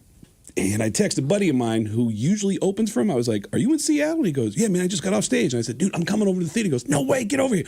So I pull up, and he walks me up to the side of the stage. Tracy has already been on stage for 10 minutes. And he goes, "Oh, man, Tracy's going to be happy to see you when he gets off stage." And Tracy walks by like he's in mid-conversation. His opener goes, "Tracy, look who's here." And he goes, "Craig, you know why my hands are so smooth?" And I go, "What?" And he goes, "You know why my hands are so smooth?" I go, "I don't know why." He goes, "Because they always counting money and rubbing girls' booties." And he walked out the room. And I was like, "Good to see you, man." I hadn't seen him in a year. That was the conversation. I was like, that is the weirdest intro and outro I've ever heard. There wasn't even a greeting or a hug. It was just a philosophy as he walked out the door. Wow. Yeah, philosophy in life. But yeah. So, have you ever done, not that this could ever happen, but I'm sure you can do ASL, right? Yes. I spell most things out, but yes, I can do sign. So you couldn't do an entire performance in front of a deaf crowd, could you? No, because I annoy people. Because from the time I was a kid, when I signed things wrong, my mom never corrected me. So she knew what I meant. and Right. she would just never correct me. But it didn't dawn on me until as I got older, and her friends would come over, and I'd join in on conversation. I'd start signing, and then all of her friends would go, "What the hell?" They go, "What is he saying?" And my mom would go, "I know, but he's so cute, my little stupid boy." Like, I took like 3 years of that of American Sign Language, and I moved to Frederick, Maryland. Okay, and it's one of the biggest deaf colleges in the United States, and I moved right beside it. My neighbors. Wait, are you talking about Gallaudet? Yeah. Oh yeah, my sister went to Gallaudet. My neighbors are in deaf. D.C. Yeah, in D.C. So at this point in time, I had never actually been able to try to communicate with somebody, who was hearing impaired. And I did a couple signs, and then all of a sudden, she goes into a flurry. And I'm looking at this, and like, I wasted a couple of years of my life. I don't understand it. Right. It's so fast. I was like, Jesus Christ. I can understand it better than I can do it, but I spell everything out. I spell most things out. And my sister will try to correct me now, and I'll be like, come on, man. I'm too not late. changing. That ship has sailed. Yeah, it's weird that she waited this long to be like, that's not that word, it's this. And I'm like, all right, whatever. But, and my sister's also told me the best deaf jokes. I think I told you a couple years ago, we threw a surprise birthday party for my sister. And afterwards, we're all sitting down to have dinner, and my sister, who is deaf, she's sitting across the table from me. She's signing to me, and she waves and says, "Do you want to hear a good joke?" And I said, "Sure." And then she said, "Me too." And I was like, Jesus Christ. Like, what the hell? So, yeah. So it's funny because, we're doing this anti-bullying campaign behind this show that we're doing at the Moore Theater on Saturday with the guys from Shinedown and Nancy Wilson and guys from Alice in Chains and stuff. It's going to be this great concert, but the message behind it is to raise money for they make these anti-bullying videos that get out to schools here.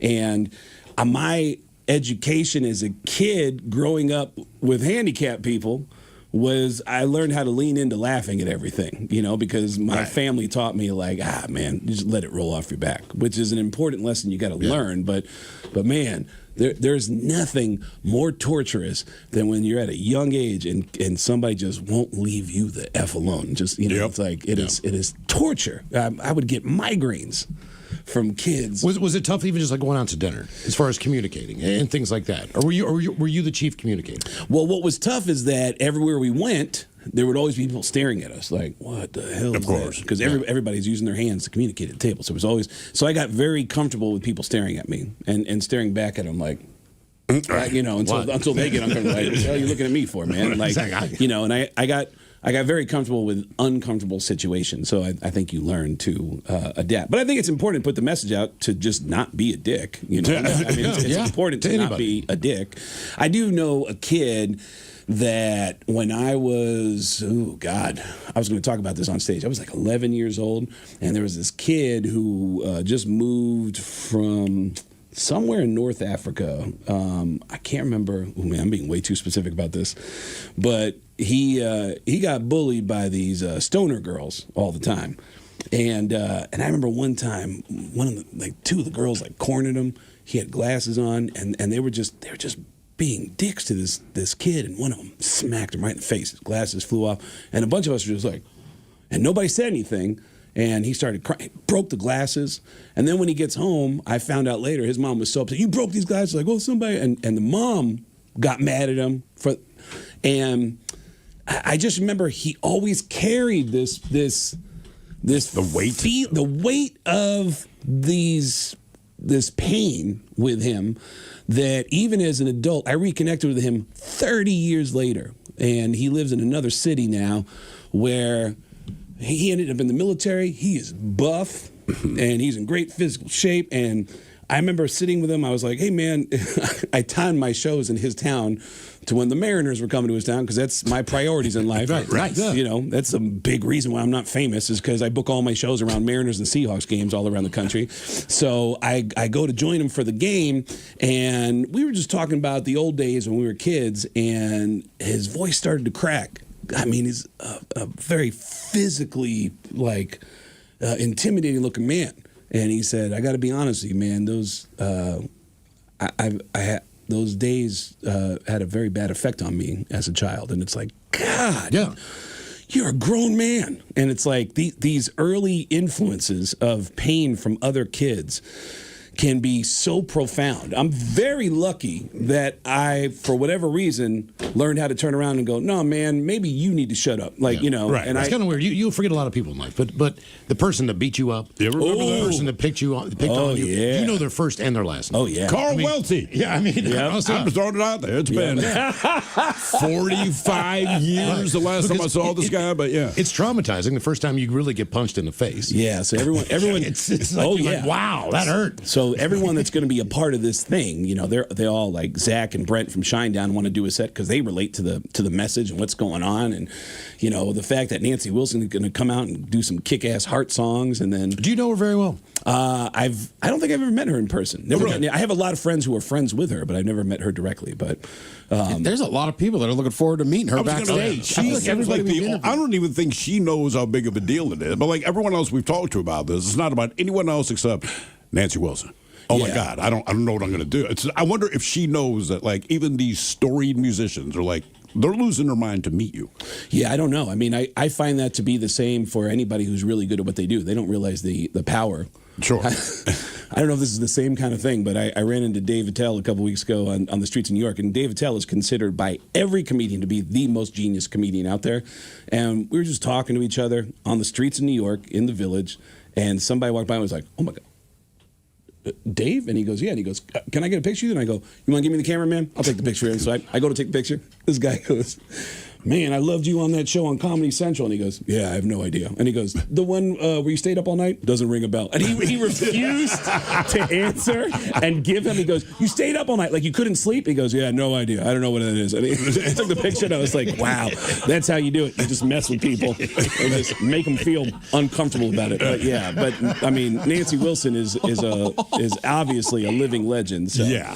So I mean, my whole thing is that when the show starts on Saturday at the Moore Theater, I'm supposed to go up, I'll do some stand-up, warm up the crowd, and then I just get out of the way and just go from jam to jam to jam. It's all-star jam right off the top. Guys from Presidents of the United States, Alice in Chains, those guys come out, Stu Hamm, all those guys, Aaron Jones, and then I believe they go to Zach and Brent from Shinedown to do a set, and my understanding is that it's supposed to end with Nancy Wilson. You don't quote me on that, but that's my that's a hell of a night. Oh yeah, that's an incredible lineup. Yeah, it's and the tickets are less than $100, which blows my mind. I mean, that's crazy to me because the Moore Theater holds 1,400. Is that or is it? That's like beautiful. Yeah. It's absolutely beautiful. Yeah, Amplify Courage this Saturday night at the Moore Theater. Get your tickets now. You can still get in the building right now, and they won't last for long. So. What was your favorite Howard moment? As far as we know the Gene Simmons stuff, but as far as all the other guests, because he didn't just have a day where no one didn't show up. I wish I could. I don't know if I can even edit this, but man. That handsome guy who's on the cover of all the Harlequin novels. What was that? Fabio shows up. The guy got hit in the face with a bird. On the roller coaster. Yeah. Fabio comes in. And they go, "Hey, we got Fabio in." And the phones blow up with women who said, "I met him in Central Park. Fabio, remember you took me to your apartment?" He goes, "Oh, yeah.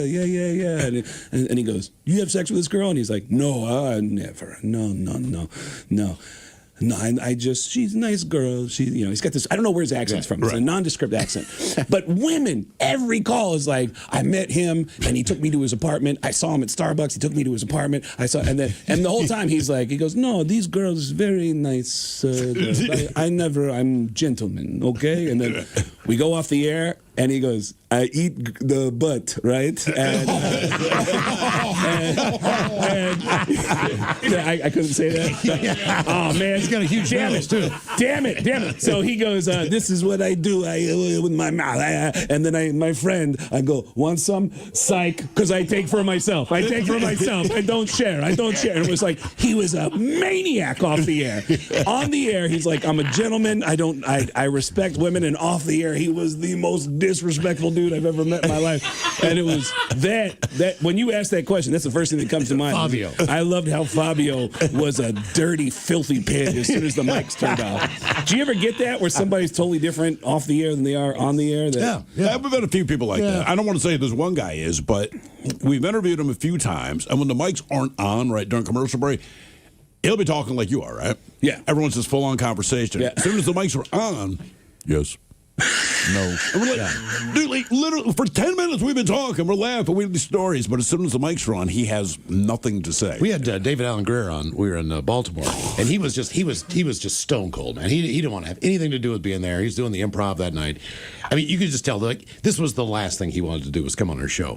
And his responses were even like, mm-hmm. And I remember how, seriously. And he had like a troupe with him. He had a woman comedian there as well. But anyway, we go to our first break, and Steve goes, "Hey, man, I met you down in Costa Rica at a casino." Yeah. And at this point, he's like, "Oh, really?" I'm like, "Yeah, man, you're in that room with that one broad." Now, I won't say what he was doing. Right. But when I was at the casino, everyone was aware of what he was doing. It was pretty heavy-duty stuff, all right? But it's not like there was a door. It's just like these bead curtain kind of things. He was public. And you could clearly see what was going on. But that said, there were a lot of celebrities there. So for the most part, everyone's keeping their mouths shut. Right. But when I said that to him, because he didn't meet me, but I remember seeing him. I saw you do this. Yeah, I saw you do this thing in Costa Rica, man. After that, he was willing to talk. Yeah, he was really. That's all I had to say. We didn't have to go. Like once we made eye contact, like you know exactly what I saw, and we can have this conversation on the air, or you can start talking. After that, oh yeah, he was fine after that. That is brilliant. Yes, indeed. I love that. I actually have a tip for you that I mentioned off the air that I'm surprised you haven't mined this for material, but you have a gentleman right here in your own backyard who is the king of dad jokes, and that is Duff McKagan. Okay. Every time I see Duff McKagan, he will walk up to me like we are in a conversation. I'll think that what he's saying to me is an actual story. All right. And there will be a punchline, and I'll go, shut up. And he's got, I mean, I'm telling you, he's never repeated a joke. I remember one of them, believe it or not, this came out of the mouth of the great Duff McKagan. He said, did I tell you about that bar I went to a couple weeks ago where I had that weird incident? I go, what bar? And he goes, I went in this bar, and it doesn't dawn on me like, he's sober. Why is he going to the bar? Right. And he goes, I went in this bar, and I said, can I get a Coke? And the bartender said, yeah. And he walks away, and I hear, man, you look good. And I was like, and there's nobody around me. And I hear, and you smell good too. And I was like, and I'm alone in this bar. I go, excuse me. Someone is talking to me right now, and he goes, it's the peanuts. And he goes, what? It's the peanuts. And he said, and on the bar was a bowl of peanuts. And he goes, they're complimentary. And I went, shut the hell up. Shut the hell up. That is a Duff McKagan original. I'm telling you, the dude has like, he's got hundreds of them. Every time I see him, he's got a brand new joke. And I'm like, God. So when I hear you guys say, man, here's some dad jokes for you, I'm telling you, Duff McKagan is, I don't know if I'm like blowing his cover and now everybody's going to start hitting him up like, give me a joke. He comes in every once in a while. Yeah. Duff is so nice. Yeah, he I was doing a stage announcement at the Gorge, right? It was like Alice in Chains and then Velvet Revolver. So I don't know till we get out there, right? I'm already had a couple beverages. So we're backstage, and I'm completely nervous. Like, my mouth is so dry. Yeah. And Duff's like, you all right? I said, no, I'm very nervous. And he goes, me too. I've never actually played here. Then he went backstage, got me a Fiji bottle. First time I had a Fiji, and he's like, you'll be all right. I was like, thanks, Duff. Wow, that was incredibly supportive and kind. It was so nice. And Velvet Revolver kicked ass that night. They were unbelievable. Believe it or not, well, I was. So you remember that? Yes, I do. Because we were standing up. We were sitting up on the grass, and Ted says, "Hey, man, do you want to go out and bring out the band with me?" I'm like, and I'm on mushrooms. And I'm rocking back and forth. And I'm like, no, man, I don't think I can handle it. I don't think I can do it. And I swear to God, within 2 seconds, Ted's gone, and he's up on stage. I'm like, how in the hell did he do that? Whoa. He just vaporized and appeared. Like, my mind was like, Right? It clearly Probably, been in like an probably hour. been 25 minutes. Right, of course. Somewhere in there, I'm just like, Jesus, man, how did he do that? That's crazy. I'm just remembering there was one joke that Duff left me to figure out. We were in Winnipeg at the same time, and he was going to come to a comedy show that night. I had timed it to be in Winnipeg to do comedy shows, and then Guns N' Roses was going to perform the night after my comedy show, so I'm going to watch a Guns N' Roses show before I leave town. Duff is going to come to my comedy show. And I said, let me know who you're coming with, how many tickets you need. I'll take care of it. And he goes, all right. He goes, I'll text you later. I'm going for a motorcycle ride. But by the way, did you hear about everybody's phones dying in San Diego? And I said, what? And he didn't reply. And he said, the last text was, did you hear about that weird thing that's happening? All the phones died in San Diego. And I said, died in San Diego? No. Is that like a, and I looked at the news, I didn't see anything. I looked at another news outlet, there's nothing about San Diego. Twitter is always, before the news, right. You can go to Twitter. I go to Twitter and look up San Diego phones, there's nothing on Twitter, and I'm like, what is there something going on with like, some like a terrorist attack where the phones are, and then I'm looking around, and then at some point, my ADD always takes me back to ESPN because I always like go like, hey, what's going on with the Seahawks? What's going on with the Mariners? Like every couple hours, I go back and like if I haven't been, I'm very ADHD like that. I go to ESPN and the headline was, the Chargers are leaving San Diego, and I was like, shut the hell up. And when I saw him later, he goes, I sent you that text. I threw my phone in my pocket. I didn't look at it again. I went for a motorcycle ride with a big smile on my face. Like, you will figure that out. And I was like, what the hell? Amplify Courage is this Saturday night at the Moore Theater. Yeah. Brent Smith and Zach Myers, the Shine Down, Nancy Wilson, of course, the MC Craig Gass for the evening. Yeah, so and guys, Alice in Chains, Presidents of the United States. Right. It's a great concert. All-star jams, and then, Zach and Brent from Shine Down, Nancy Wilson, and me doing some jokes in between. Excited to be at the Moore Theater. Amplify Courage, Saturday night, Ticketmaster.com. Thank you so much. Thank you, Take brother. a break. Be right back. I just think about everyone has a smartphone with a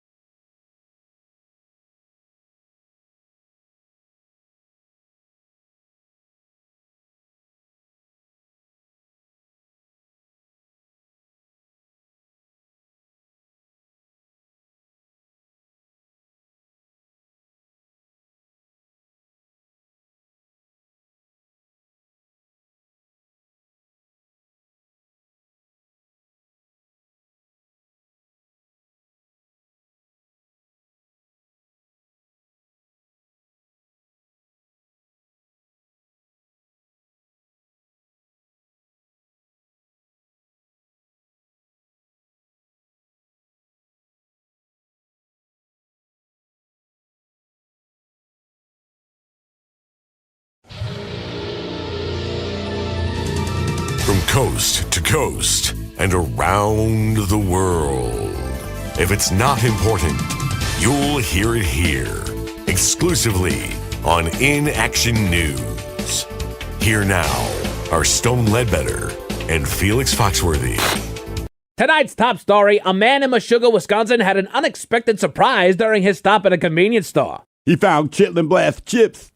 Chitlin Blast chips? Yeah, man. Some people like Cool Ranch chips and Sweet Maui onion chips and salt and vinegar. The Crispy Chip Company just released Chitlin Blast chips, man. Tastes like real chitlins, but with a blast. To answer your question, no. The man's surprised that the store was not finding Chitlin Blast potato chips.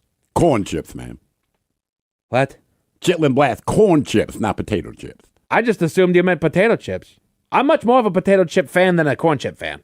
What do you got against corn chips, man? Well, nothing. I just prefer potato chips. Probably just nostalgic for my childhood treat. Your childhood treat with potato chips. Not just potato chips, but potato chips from Spudalicious Chip Company. I don't remember the Spudalicious potato chips. Well, they're not around anymore, but when I was a kid, my parents would occasionally treat me to a bag or two of my favorite flavors. And what were your favorite chips, man? Well, when I was really young, I just ate their plain mayonnaise flavor. Mayonnaise-flavored potato chips. Oh, they were fantastic. And then when I got a little older, I started eating other varieties. My favorites were cauliflower and, of course, sea salt and anchovy. Sea salt and anchovy potato chips. Yes, Felix, sea salt and anchovy potato chips. I admit that they were an acquired taste, but I used to love them. I always remembered the smell of a freshly opened bag. Man, that had to smell terrible, Playboy. It can't have been any worse than opening a bag of your Chitlin Blast corn chips. Well, actually, man, I don't know. We never opened a bag of Chitlin Blast indoors. Why not?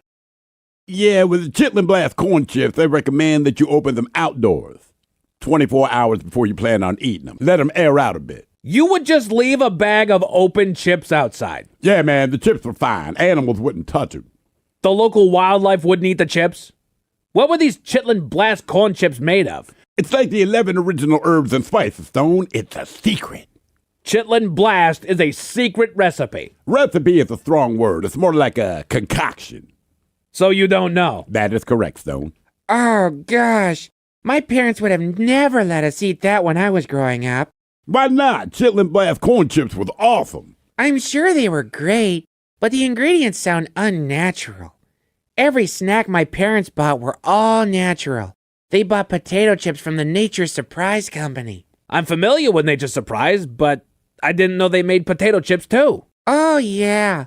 They sold their potato chips under the name of Pet Dander. Pet Dander? That was the name of the chip brand. Pet Dander. Yeah, because their chips were all natural. Just potato and real pet dander. So you could just pick a breed and eat up. They had wet alley cat, junkyard dog, pug belly, wet ferret. These were all potato chip flavors? And perfume fragrances, yeah. Potato chips and perfumes. Yeah, I ate their chips, but I never used their perfumes. My sister used both. Her breath would smell like wet ferret, but thanks to the perfume, the rest of her smelled like flamin' hot chihuahua. What does flamin' hot chihuahua smell like? Teen pregnancy. Okay. I'm sorry I brought this up. We will be back next hour. Thank you for watching. Please like and share this video. It helps us a lot. And be sure to subscribe to our YouTube channel and social media pages at Inaction News. Now, you can watch the Men's Room live on YouTube. Subscribe at KISW Rock. The Men's Room titillates your ears when you listen on the radio or Odyssey app. Teases your taste buds when enjoying Men's Room IPA. And now, you can watch the Men's Room live on YouTube. We say, bottoms up, sailor. You're the toast of our shot of the day. Drink time it is. As usual, we head to the drink desk and Stephen Thrill-Hill to find out who we're toasting. Yes, indeed. And today we toast 31-year-old Nadine Kaufman of Boca Raton, Florida. Now, she was pulled over after police saw her drift across lanes and then blow past a red light. Now, according to an officer, her breath had an overwhelming odor of alcohol, but that doesn't necessarily mean that she was drunk. However, when she was asked for her driver's license, Nadine, well, she politely handed it to him. Only it wasn't her driver's license. No, she handed the officer a Q-tip instead. And yes, she was in fact arrested for DUI. She had no idea. Just asked for the license. Here you go, officer. He's like, ma'am, that's a Q-tip. Please step out of the vehicle. Damn. Yeah. So we pour this booze and we drink this booze because we think it's yummy. Yummy. So over the tongue and down the throat to party in our tummies. Down the hola bichola. You are listening to the Men's Room.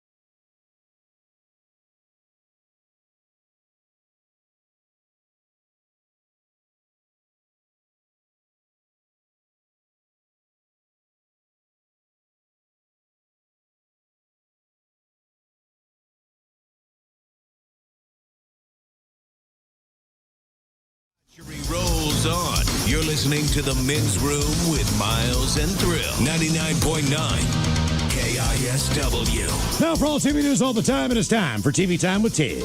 And now, because your pathetic life is confined to countless hours in front of a talking box, the Men's Room presents TV Time with Ted.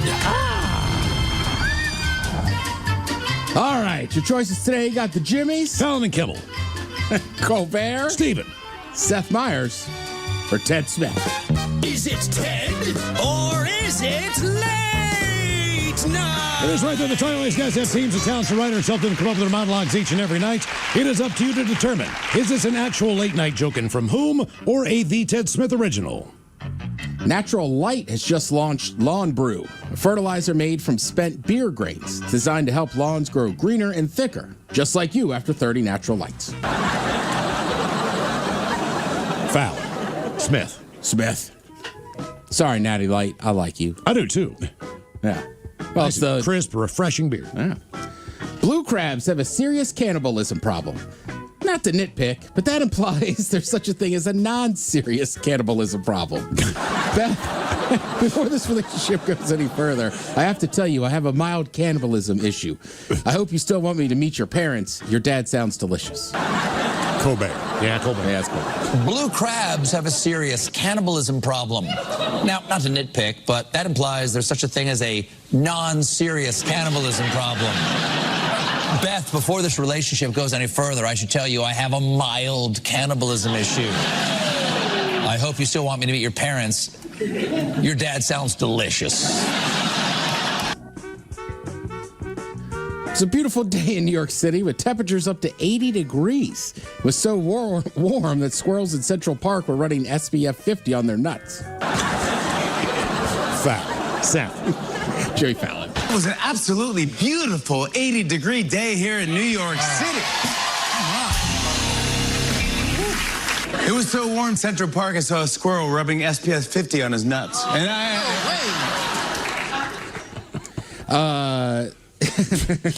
I know. It's so good. I forgot I had a good way to get into that. Oh, telling jokes. I'm jester maxing. Like a lot of people, I didn't know what that meant till a couple weeks ago, but we talked a lot about it on a brand new episode of the podcast. Go check that out. Let's see. Yesterday I told people when I left there was a new documentary about Lamar Odom. Yeah. Right? Like it's like life and death or something like that. I guess he died maybe at some point.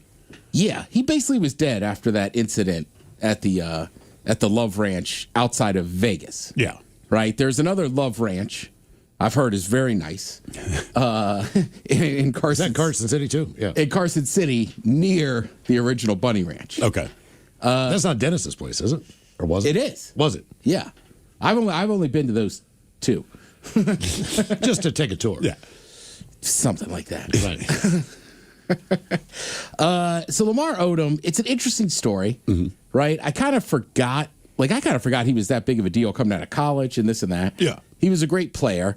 Obviously, there's some sadness with the man. I mean, I don't think you can have that big of drug issues and stuff. Mm-hmm. And then, right, so I didn't realize this. Like, him and his first wife, they had a kid that passed away when it was like an infant or whatever. Oh, God. Yeah, I did not know that. So he kind of, right, and, and he's very honest. He's like, look, there's sometimes basketball wasn't even fun. He was like, that was definitely one of those periods. So then basically, he's like, look, I got traded back to L.A. He started with the Clippers, then he's in Miami, I think, for like a year. All right. And goes to play for the Lakers, right? Which, look, if you play in the NBA, you want to play for the Lakers. Yes, you do. Right? I think the Lakers, the Knicks, probably the Celtics, but there's just those teams, right? I mean, hell, there's still people that want to play for the Cowboys even though they don't win. So he goes back out there. The wife's kind of like, I can't handle it. Like, I'm not going out there. All right. Yada, yada, yada. He meets Kourtney Kardashian. He says he doesn't know who she is at the time, which, he's like, look, I knew it or whatever. But also, I kind of respect that he was honest. He was like, they had a lot of cool stuff going on. Like, I wanted to be a part of that world. Sure. So you see all that story, and then, he's obviously going through troubles and everything else. So, like, when you originally saw that story with the Kardashians, you were like, well, why is she helping him, this and that? And she's like, look, I obviously enabled it. She goes, but you don't realize how much you're kind of enabling at the time. But they also had I forgot, they had a show that was just those two. That is correct. Right. I will say, Lamar, I hope he's okay. He still strikes me as. I think there's. Doesn't he have rehab centers that he's doing now? Like 3 or 4 of those? Well, like Betty Ford? Addiction centers? I don't know. I think he does. Coach at baseball or basketball. Oh, I was like, wow, that's weird. But honestly, I never thought I'd say this.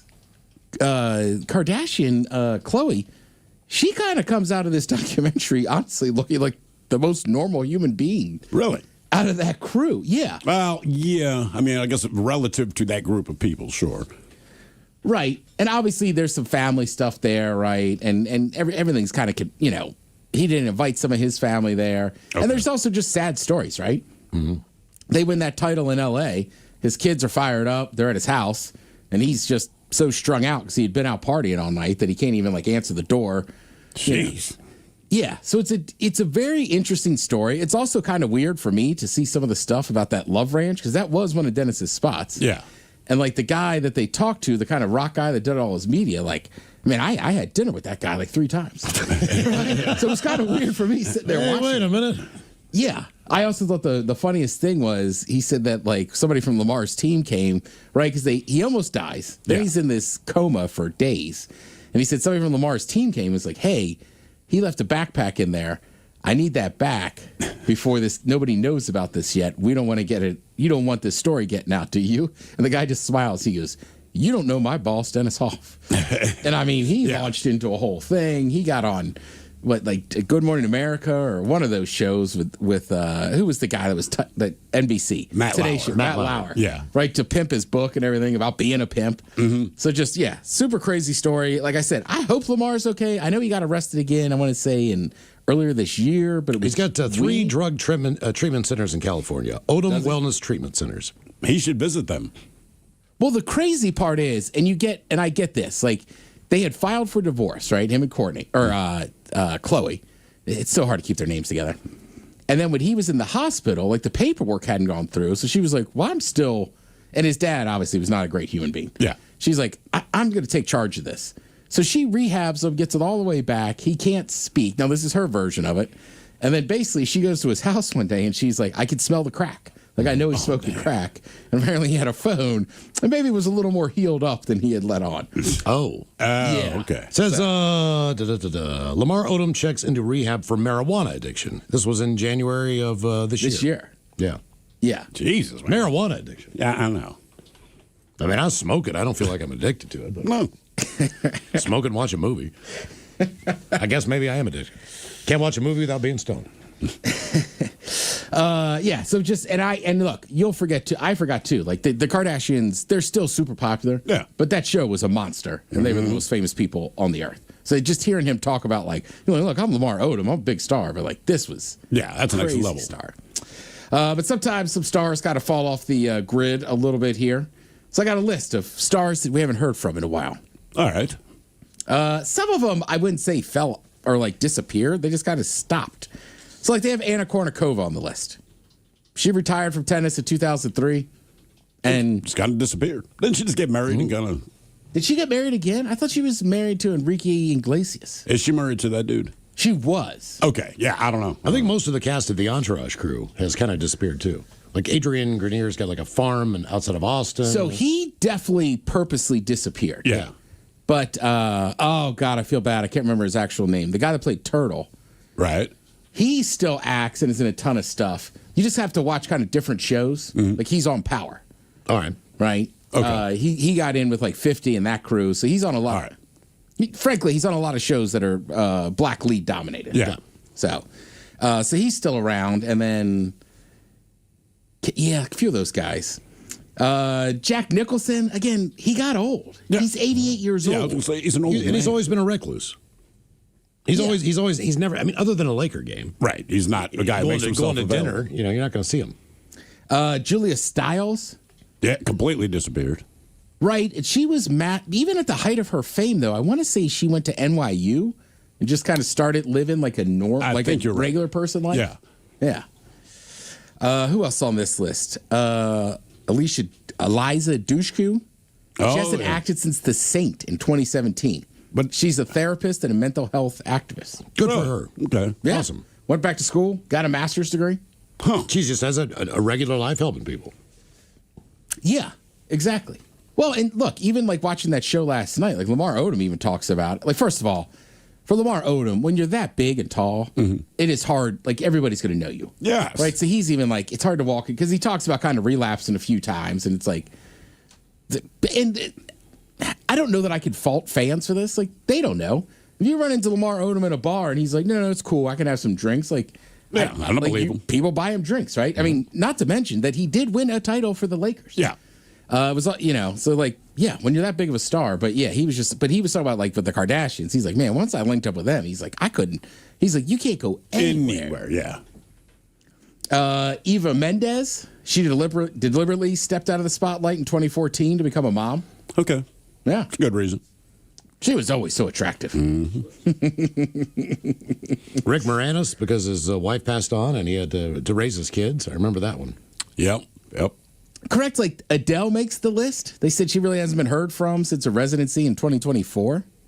She probably made so much money off that one album that she doesn't have to do anything for the rest of her life. And I'm almost positive she's still with or might have married Maverick Carter.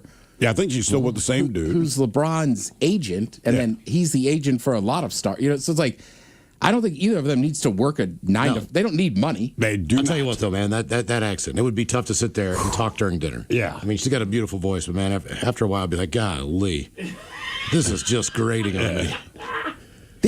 I mean, she's hard. Yeah. I mean, that accent is hard. Right, because she has like the standard Cockney accent. I mean, it's just like, I mean, it's almost not even sexy. It's not. I mean, she's good looking. No, it's direct to the point. I'm sure it's funny. I'm sure she's curt, but it's it is hard to listen to. Wow. Right? We get Estella and that. Yeah, exactly. I mean, right? I mean, everything she orders is going to sound ridiculous. Yeah. Bananas, Foster. Right, and they do sound kind of aggressive and angry. Yes. Yeah. I know. There's a lot of accents over there. They added LMFAO to this list. Their last album came out in 2011. Well, they were terrible. Whoa. Yeah. They made great songs. You think?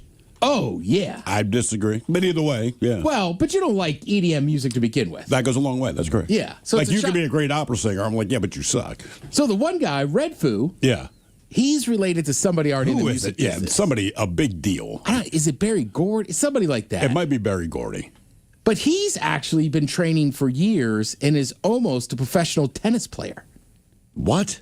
Yes. That is odd. That's not something you just jump into. No, he did. Well, again, like me and Thriller saying, I forget who his dad is. It might be Barry Gordy. Yeah. So if you grow up that rich, I assume you know how to play tennis. Yeah. So Polo, right, all that kind of stuff. Mr. T, again, he did a commercial for Skechers in 2024. I don't think that is there a market for Mr. T? What is he going to do? He's Mr. T. The best thing he can do is, like you said, a commercial for Skechers. Like, right, what else do you use Mr. T for? He can't take on a character role because he's Mr. T. That's it. I mean, even when he played Clubber Lang, he's Mr. T. Yeah, every character he's ever played is on exactly the right. He was Mr. T. Right. I mean, Well, he wasn't Mr. T. I know, but he's Mr. T. He had a different name. But everyone just B.A. knows Baracus. Yeah, but everyone just knows him as Mr. T. But he was Mr. T. He was Mr. T. Right. Well, I'm with you. I don't think there's no range. Mr. T's not going to be listen, fool. He can't I'm play taking a dramatic turn. Like he can't play a teacher on the Cosby Show. It's Mr. T. Right. Whatever it is. Maybe he could have. Maybe nobody gave Mr. T the opportunity. He could have been the romantic lead. Speaking of Skechers, I know he auditioned for The Notebook. Yeah. So sometimes I like to stay up late at night. Sure. So I was watching the F1 race Saturday night, and that ended. Me and my buddy are sitting there. So I put on, he's like, what is with all these Skechers commercials, right? And I go, bro, we're watching the Indian golf tour.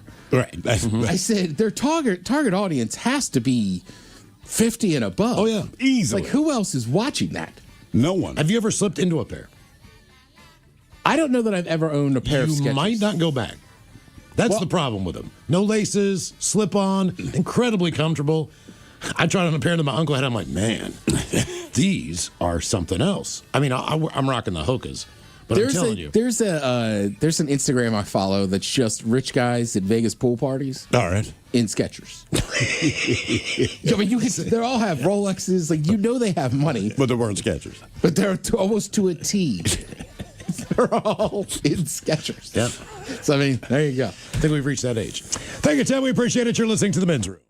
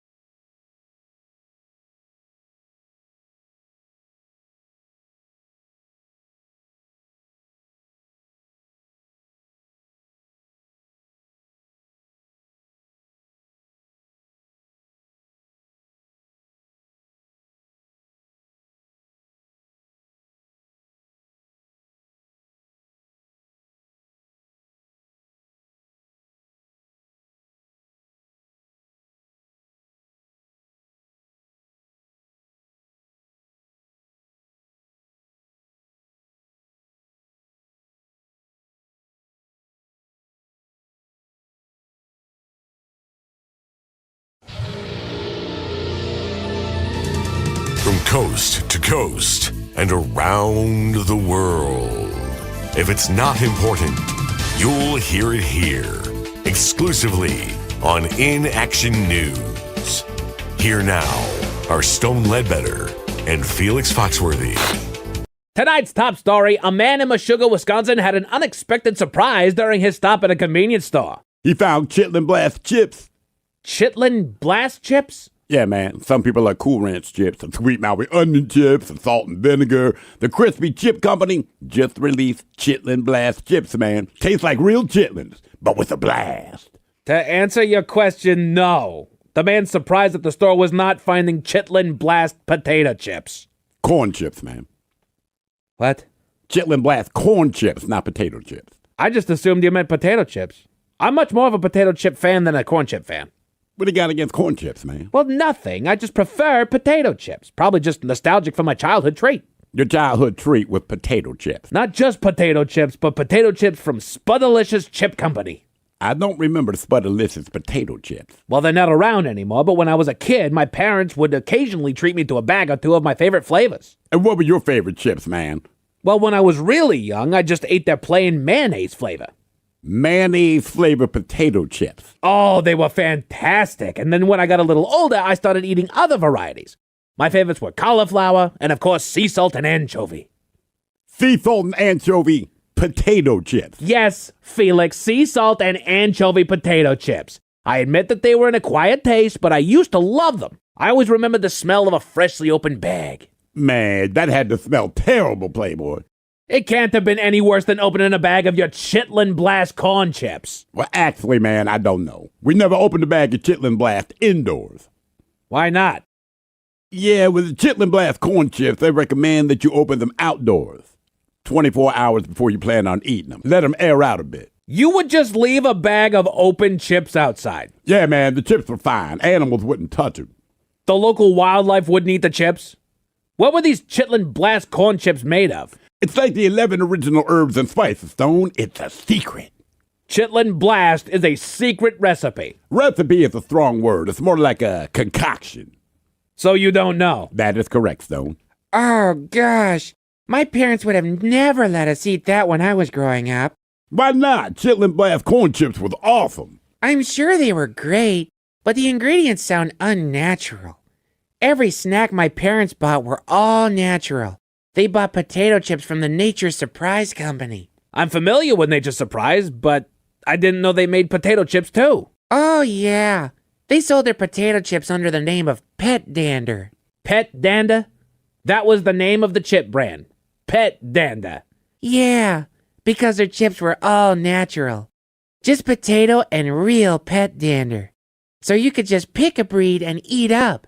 They had Wet Alley Cat, Junkyard Dog, Pug Belly, Wet Ferret. These were all potato chip flavors? And perfume fragrances. Yeah. Potato chips and perfumes. Yeah, I ate their chips, but I never used their perfumes. My sister used both. Her breath would smell like wet ferret, but thanks to the perfume, the rest of her smelled like flamin' hot chihuahua.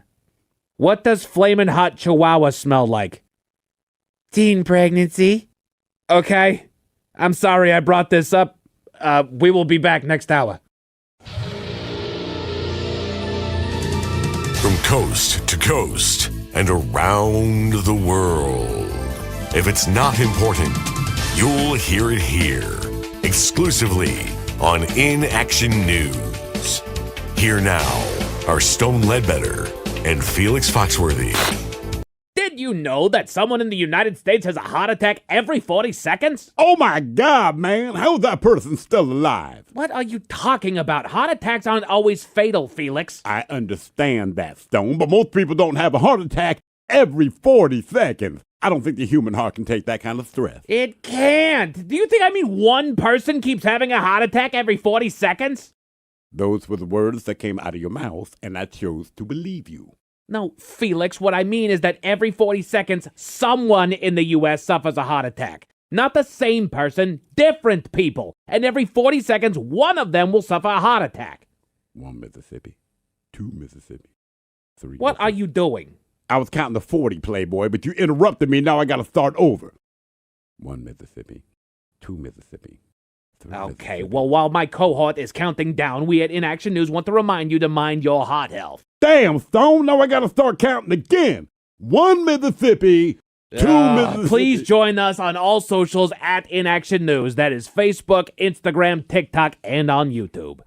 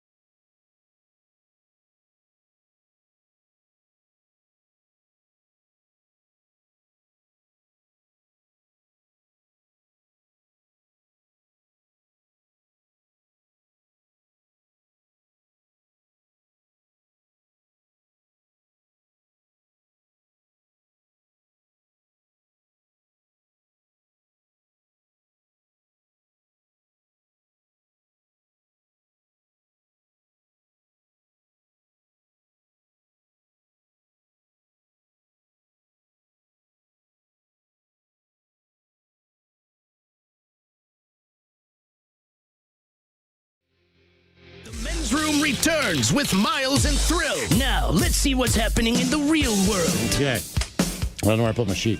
It's time for your headlines. Ah, damn it. Now, it's time to hit the headlines. Here's my cop. Caught me off guard. All right, our top story. We go to Florida, where you just can't have a good time anymore. Police were called to a local children's park on reports of a couple having a little too much fun. Mm-hmm. Several witnesses called to report that the couple were doing the horizontal shuffle right out there in the park in view of children. Why is it always in the Keys? I guess because the weather's so nice. Seriously, because we had one with Key West not too long ago. Oh, yeah. It's always there. Yes. Police arrived and took the pair into custody. They're now facing felony charges. Like, really, at the kids' park? Right. Come on, man. There's no other place that you can go. There's a million other places. Right. I've been to Florida. There's a lot of open fields out there if that's where you want to get down. Just not the kids' park. Correct. God. Jeez, are we going to hit the swings later? Well, they did say there were 3 witnesses. The mother, the father, and their kid. Right. Yeah. Dumbass. Daddy, what's he doing? In other news, if you're like me, you've been driving down the freeway and spot some graffiti and think to yourself, probably wouldn't try to attempt that just out of fear of falling and hurting myself. Oh, yeah. And with that, we go right over to the water to Bellevue, Washington, where authorities responded to a fall. WSP arrived on the scene of the eastbound ramp of I-90 to Bellevue Way, where someone allegedly fell onto the ramp after attempting to tag the overpass with graffiti. He was taken to Harborview with a possible broken leg and facial injuries. No details were provided on whether he'd be facing charges. I mean, I've thought about it 100 times. Like, how in the hell did they get up there? I mean, I'm super impressed. And not even just that they got up there, but when it's actually good artwork. Sure. Like, wow, man. It's not like you did this in an hour. That is a stunning piece. How in the F did you pull this off? I am blown away sometimes. Like Mike's saying, like, just how did you get up there? Right. How'd you get down? How'd you get down? Let's go to Detroit, where we found out how to get your car back. It would appear that a local resident got a little behind on their car payments to the point that the services of Bulldog Recovery were hired, and a tow truck showed up in no time to take the car away. But as the car was being taken to its destination, the driver was called to inform them that there was a 2-year-old child in the back of the car that he was towing. Oh! The driver immediately turned around and reunited the child with their mother, saying that they stopped several times to check on the youngster, who was sound asleep in the back of the car. He says that he did his due diligence to check and make sure that there was nobody in the car, but the windows were so dark that he couldn't see the child inside, and apparently they were covered by a blanket as well. Ah, okay. No injuries were reported, and the temperatures on the subject seemed cool, so... Yeah. That's gonna be a terrifying call. Sometimes if the kid's asleep, you just leave them in the car. Yeah, just leave back. Seriously, just lock it up. Oh, sure. Leave them in the car. Throw a blanket over them. They're fine. Go out there, check out them every 5-10 minutes. Because the last thing you want to do is wake them up. Right. Sure. So, like, wherever as soon as you take them out of the car, even if they're in that, the carrier, you can be as gentle as you want. Yeah. They will wake up. Yay. Wasn't that an old trick, right? To make go them for a car sleep? ride. Oh, yeah. Put them in the car, drive around the block a couple times, they're out. The other one was put them on top of the dryer or the washer. Because the vibrations. Oh, sure. The dryer. I got to try that sometime. There's a video making the rounds of a Just take a drive. Just go for a drive. I don't want to come over and you're sitting on top of your drying machine. I'm like, what are you doing? There's a video making the rounds of a stolen truck that came to a crashing stop. The video is the body cam footage of an officer that is positioned to make an attempt at stopping a stolen beer truck. It's a big old Bud Light truck. We see the officer with his cruiser stopped on the road, deploy spike strips across the highway, and move to a safe location. Just about that time, we see the stolen truck come barreling at the cruiser in order to avoid the spikes, plowing into the car, sending the truck crashing into the ditch. Officers then move in and arrest the driver. It's a cool video. Badass. Yeah. I mean, he's in big damn trouble. Yeah, I mean, I could fathom you have a little bit of time if you've stolen a car, maybe before they report it, but, like, it's a beer truck. Correct. And you stole it outside of the liquor store. Right. Yeah, they noticed that. Dummy. But just in case those stories get the bad taste in your mouth. Thankfully, there's good news. We go to Massachusetts, where dreams can come true. They just might take a while. A local woman has been living in one of the nursing homes in the area for about a year now, and within that time, she's become a beloved member of the community. But everybody knows one thing that she loves for sure: firemen. Oh, boy. She's been known to have a fireman's calendar hanging from her wall that's something of a tradition, as her family gets her a new one each and every year for her birthday. But now, turning the ripe age of 99, folks upped the ante and got her a little something extra for her birthday: a visit from the local fire department. She already took the opportunity to spend some time with them on the many occasions that they would stop by the home. But they're glad that they're able to show up for a happier reason. The young lady says the secret to her long life is wine. Just have a little bit every day and you're all set. Why is that always the answer? Because everybody knows it to be true. Whiskey, That's whatever right. the hell it is. It's always booze. Got to kill the bacteria that's in there. Men's Room Sports, the Mariners had game 2 against the Yankees. No, game 3 against the Yankees this afternoon. Apparently nobody told the Mariners. Oh, no. As far as what you're going to watch tonight, you got the NBA basketball on ESPN, NHL hockey over on TNT and True TV, and baseball over on MLB Network if you would like to check all that out. Oopsie daisy. As far as your weather, they say considerable cloudiness with some occasional rain showers and a low of 42 tonight. Tomorrow they're expecting some showers in the morning that should clear up to a decent 55-degree afternoon. That is it for headlines with that. Mike Hawk is out. Let's see here. We got the head chef coming in tomorrow, Ted's Meat and Potatoes, the game known as Big Dummy, as well. Lovely Jolene coming up here in just seconds. Yes, indeed. It's all true, but in the meantime, well, we be all about this biatch. So until tomorrow, please do what you do best. And for Aletha's sake, stay beautiful. The Men's Room has been taped before a live studio audience. Wardrobe and makeup provided by Mantastic Limited. This has been a presentation of the Men's Room Radio Network. Oh, man! A Double Flush production.